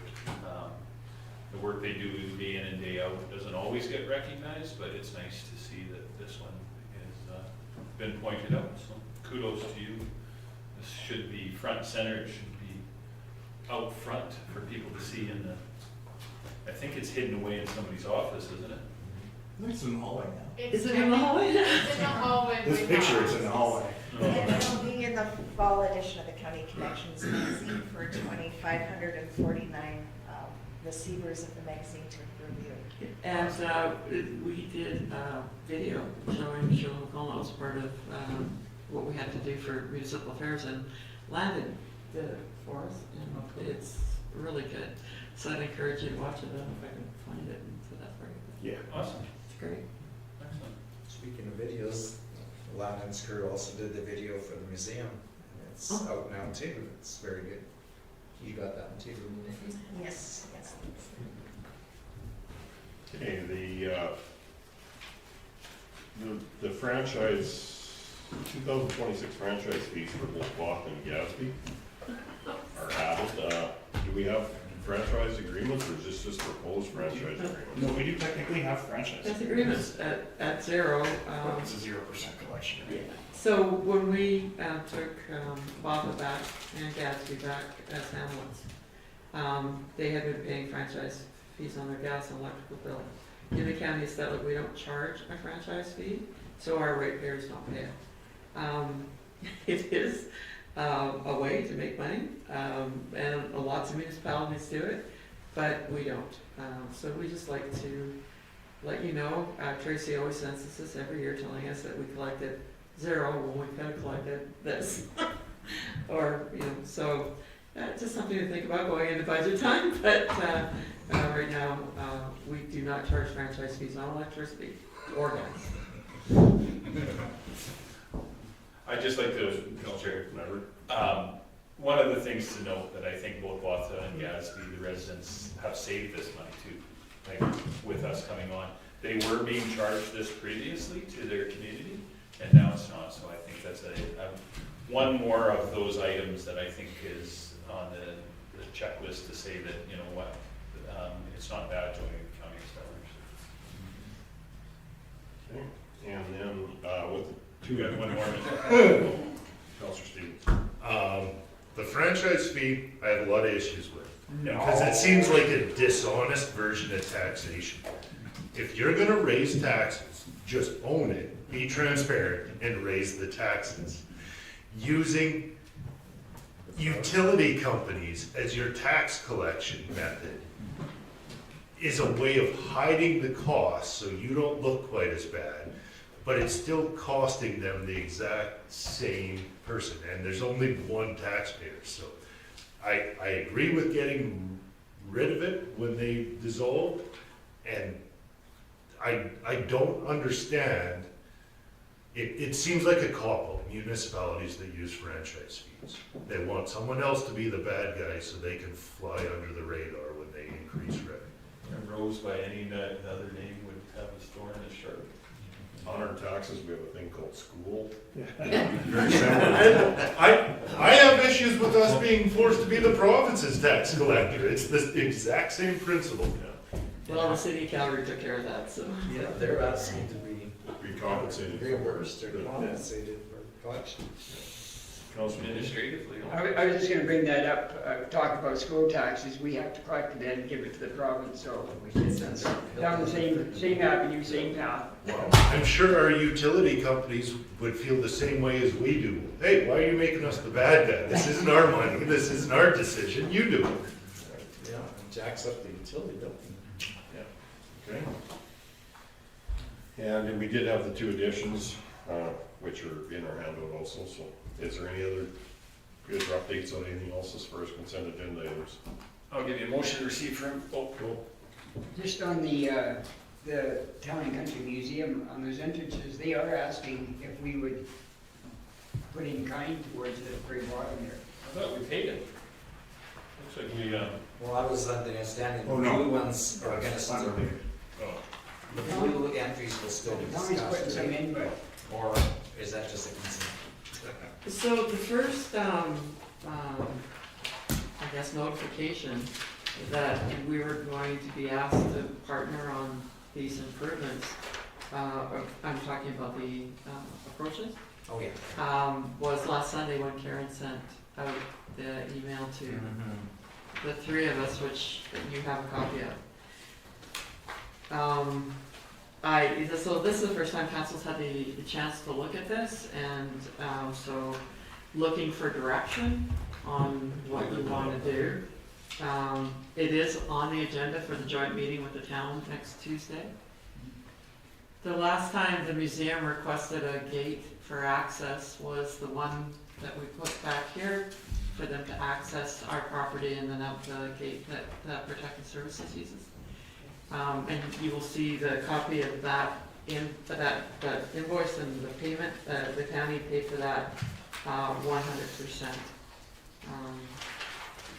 So just a oh, very. this is just showing us that we did it. Yeah, we did it in 2024, and we did the, we had it installed, we paid for it 100% by the county.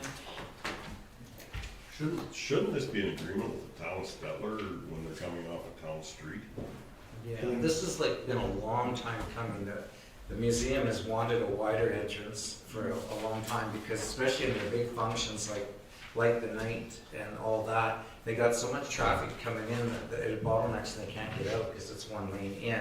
And of course, their new property acquired from the county has no entrance other than through a county property. So the town is, I mean, they've been approached for quite some time to do it, and they're putting new approaches into the, what was county property from 44th Ave, and they're widening the approach, the main entrance off of 44th Ave.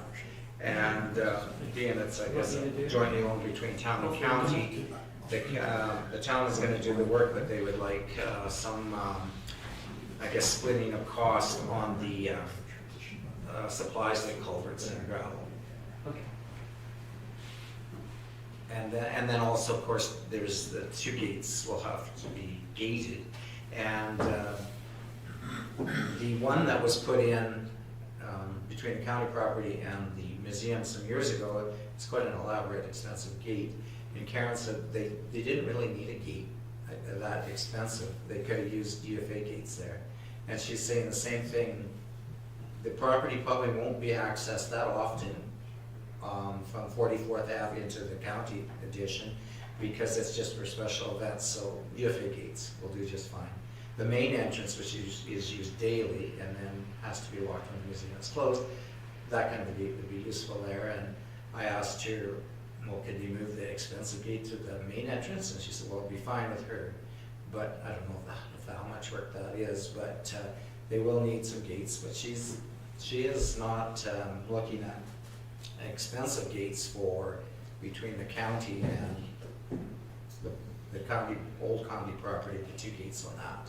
But the new gate would have to be a better gate. The gate to our existing county property, though, I think has to be maintained to keep that same style of fencing that we have. For security back. For into secure, our- back into our own property. Yeah, yeah, I would think that would be my thoughts on it. Counselor Steve? I have mixed feelings about this. We're both partners, we both help the museum, and they've been doing a lot of great events for our community. I fully support them, and I think we can assist, but I'm a little bit torn by the town made a decision, they made a motion to move forward with this project, and then after they made that decision, I guess months later, we'll discuss it. So it seemed a little like the cart was before the horse here. If we're gonna jointly do something, I'd love to discuss it and make a plan before we make the motions. Back to the future. I feel like when we don't have an agreement and all parties aren't well informed before, then it's kind of not much of a negotiation at that point. And if you're not negotiating or talking to your partner before you make these motions, what sort of partnership is it at this point? Would you put a gate up at home without telling your wife? Not likely. Well, the gate piece is down the road. I don't think that's a town thing. The approaches are, which hasn't started yet, but perhaps this request should have came from the town, maybe, I don't know. Well, I almost think it should have, because I look at this, like, we went through a dust suppression piece with the town, and we are effectively putting dust suppression on a town road because they didn't feel it was adequate, or that they should. You trying to ruin my day? I'm just bringing it up just again because it is a chop point. And I think the approaches and the gravel and the culverts and stuff shouldn't be, it's an approach application, the same as what we have from landlords. Other than it's the museum. The gate situation, if they were coming back asking about gates would be one thing. And even when I look at that though, if they're widening the main approach, they still have a single pipe gates, I believe, or like they're strictly pipe gates that are lockable. Maybe one of them could be moved to the other gate, eh? Yeah, well, this is like mostly just for discussion and I guess direction. And as far as the town, there's been nothing official on the town side. Travis did mention to me at one meeting that this was in the works and he was hoping that the county would assist with it, but we haven't seen anything official to this point, other than a rough estimate. Councilor Stevens? Motion on July 5th at the town meeting. The Town of Stettler Council reviews the information and directs administration to complete the work providing town forces and equipment in kind, covering the material costs of $35.70 through the Community Development Fund. Additionally, the museum will approach the County of Stettler to participate. They've made their decision, they've set their budget, they've directed their staff to do it, and here we are in the middle of September saying, we've made a plan, are you in or are you out? And that's the part I sort of take an issue with. If we're gonna jointly do something, perhaps we have a conversation before we decide, and then we're in. It's our partners on the other side that refuse. No one even asked us, no one even discussed it. That's not a partnership in my mind. I support the project, I just disagree with the way it was handled. And we've done that ourselves, where we'll use our own forces to kind of keep costs down and blend it in when public works is available. All that makes sense. But the plan has been made, and we're being asked for a check at this point, without any input. Yeah. So you say this is at the joint meeting coming up? Items on it, so I guess we can. Yeah, discuss okay, it there. further discuss it. Yeah. I have that motion on it, they instruct the museum to ask us, why wouldn't they have asked us? It just seems odd to me. Okay, and Well, go ahead, Councilor Cruz. I am willing to make a motion in this regard. And I do support the museum, and I think this is a worthwhile venture. The town's already decided they're doing it with their forces. So I will make the motion that we cover their estimated material cost is $35.70. I'll make a motion that the county cover half the material cost for this expansion as a way of providing support. The additional request for the gate, we covered the last gate. I think it would be fair to respond to the town and museum that we covered the last one, perhaps the town could pick up the next gate. So I guess two-part motion. A, to cover half the material cost. Make two motions, please. Okay, first motion will be that we cover half the material cost based on the July 5th motion at the town meeting in our hand. Councilor McKay? Do you want to, half of that is 1785. I don't know whether you want to put that in your motion or not, but half Sure. That's what it works out to. Up to 1785. Where is it coming from? Operations or reserves. Rural Development Fund. Yeah, we could do it on there. I'm just saying, I mean, Yeah. give them the, I think Rural Development Fund makes sense on this one. Yep, rural development fund. Okay. Quite any other questions, concerns? Call the question, all in favor? I guess that's carried. Mine was a little slow, it was just, it just bothers me how that, Yeah. how that all happened, so. And I'm hoping this motion sends a bit of a message, and I'll make it perfectly blunt in this meeting, that we are responding to our counterparts in kind. We have made a motion, we have made a decision, and then we may or may not talk about it in the future. And perhaps our partners will consider, when they make a decision about partnerships, that the conversation comes first. My second motion will be to send a letter back saying that we picked up the cost, both in kind, for the fence and the gate. So perhaps our partners would be willing to pick up the cost for the next gate. And it sounds like, based on the museum manager's input, they are looking for a smaller, less expensive gate, so our partners, I'm sure, would be willing, since they're getting off easier on the less elaborate gate. 2 weeks there. Okay, we have a motion on the So table. who we sending the letter to? I think it should go to the museum and the town. Yeah, we'll copy the time. Fair enough. No, I just want to make sure you got it. Just making sure you do your job, Justin, that's all. Okay. And there's no funds required on that, so we've got a motion on the table. Any questions to that? Call, you, I'm just get ahead of you again. all the questions, all in favor? That's carried. Alright. Okay, the 12.6, did we have to discuss that here, or was the, Now I'll give you a motion to receive all of those for information and that's it. call the question, all in favor? That's carried. In camera. So, we're under section 30, in all cases, 30 and 22, so, thanks, Al. Thank you. Good luck, Al.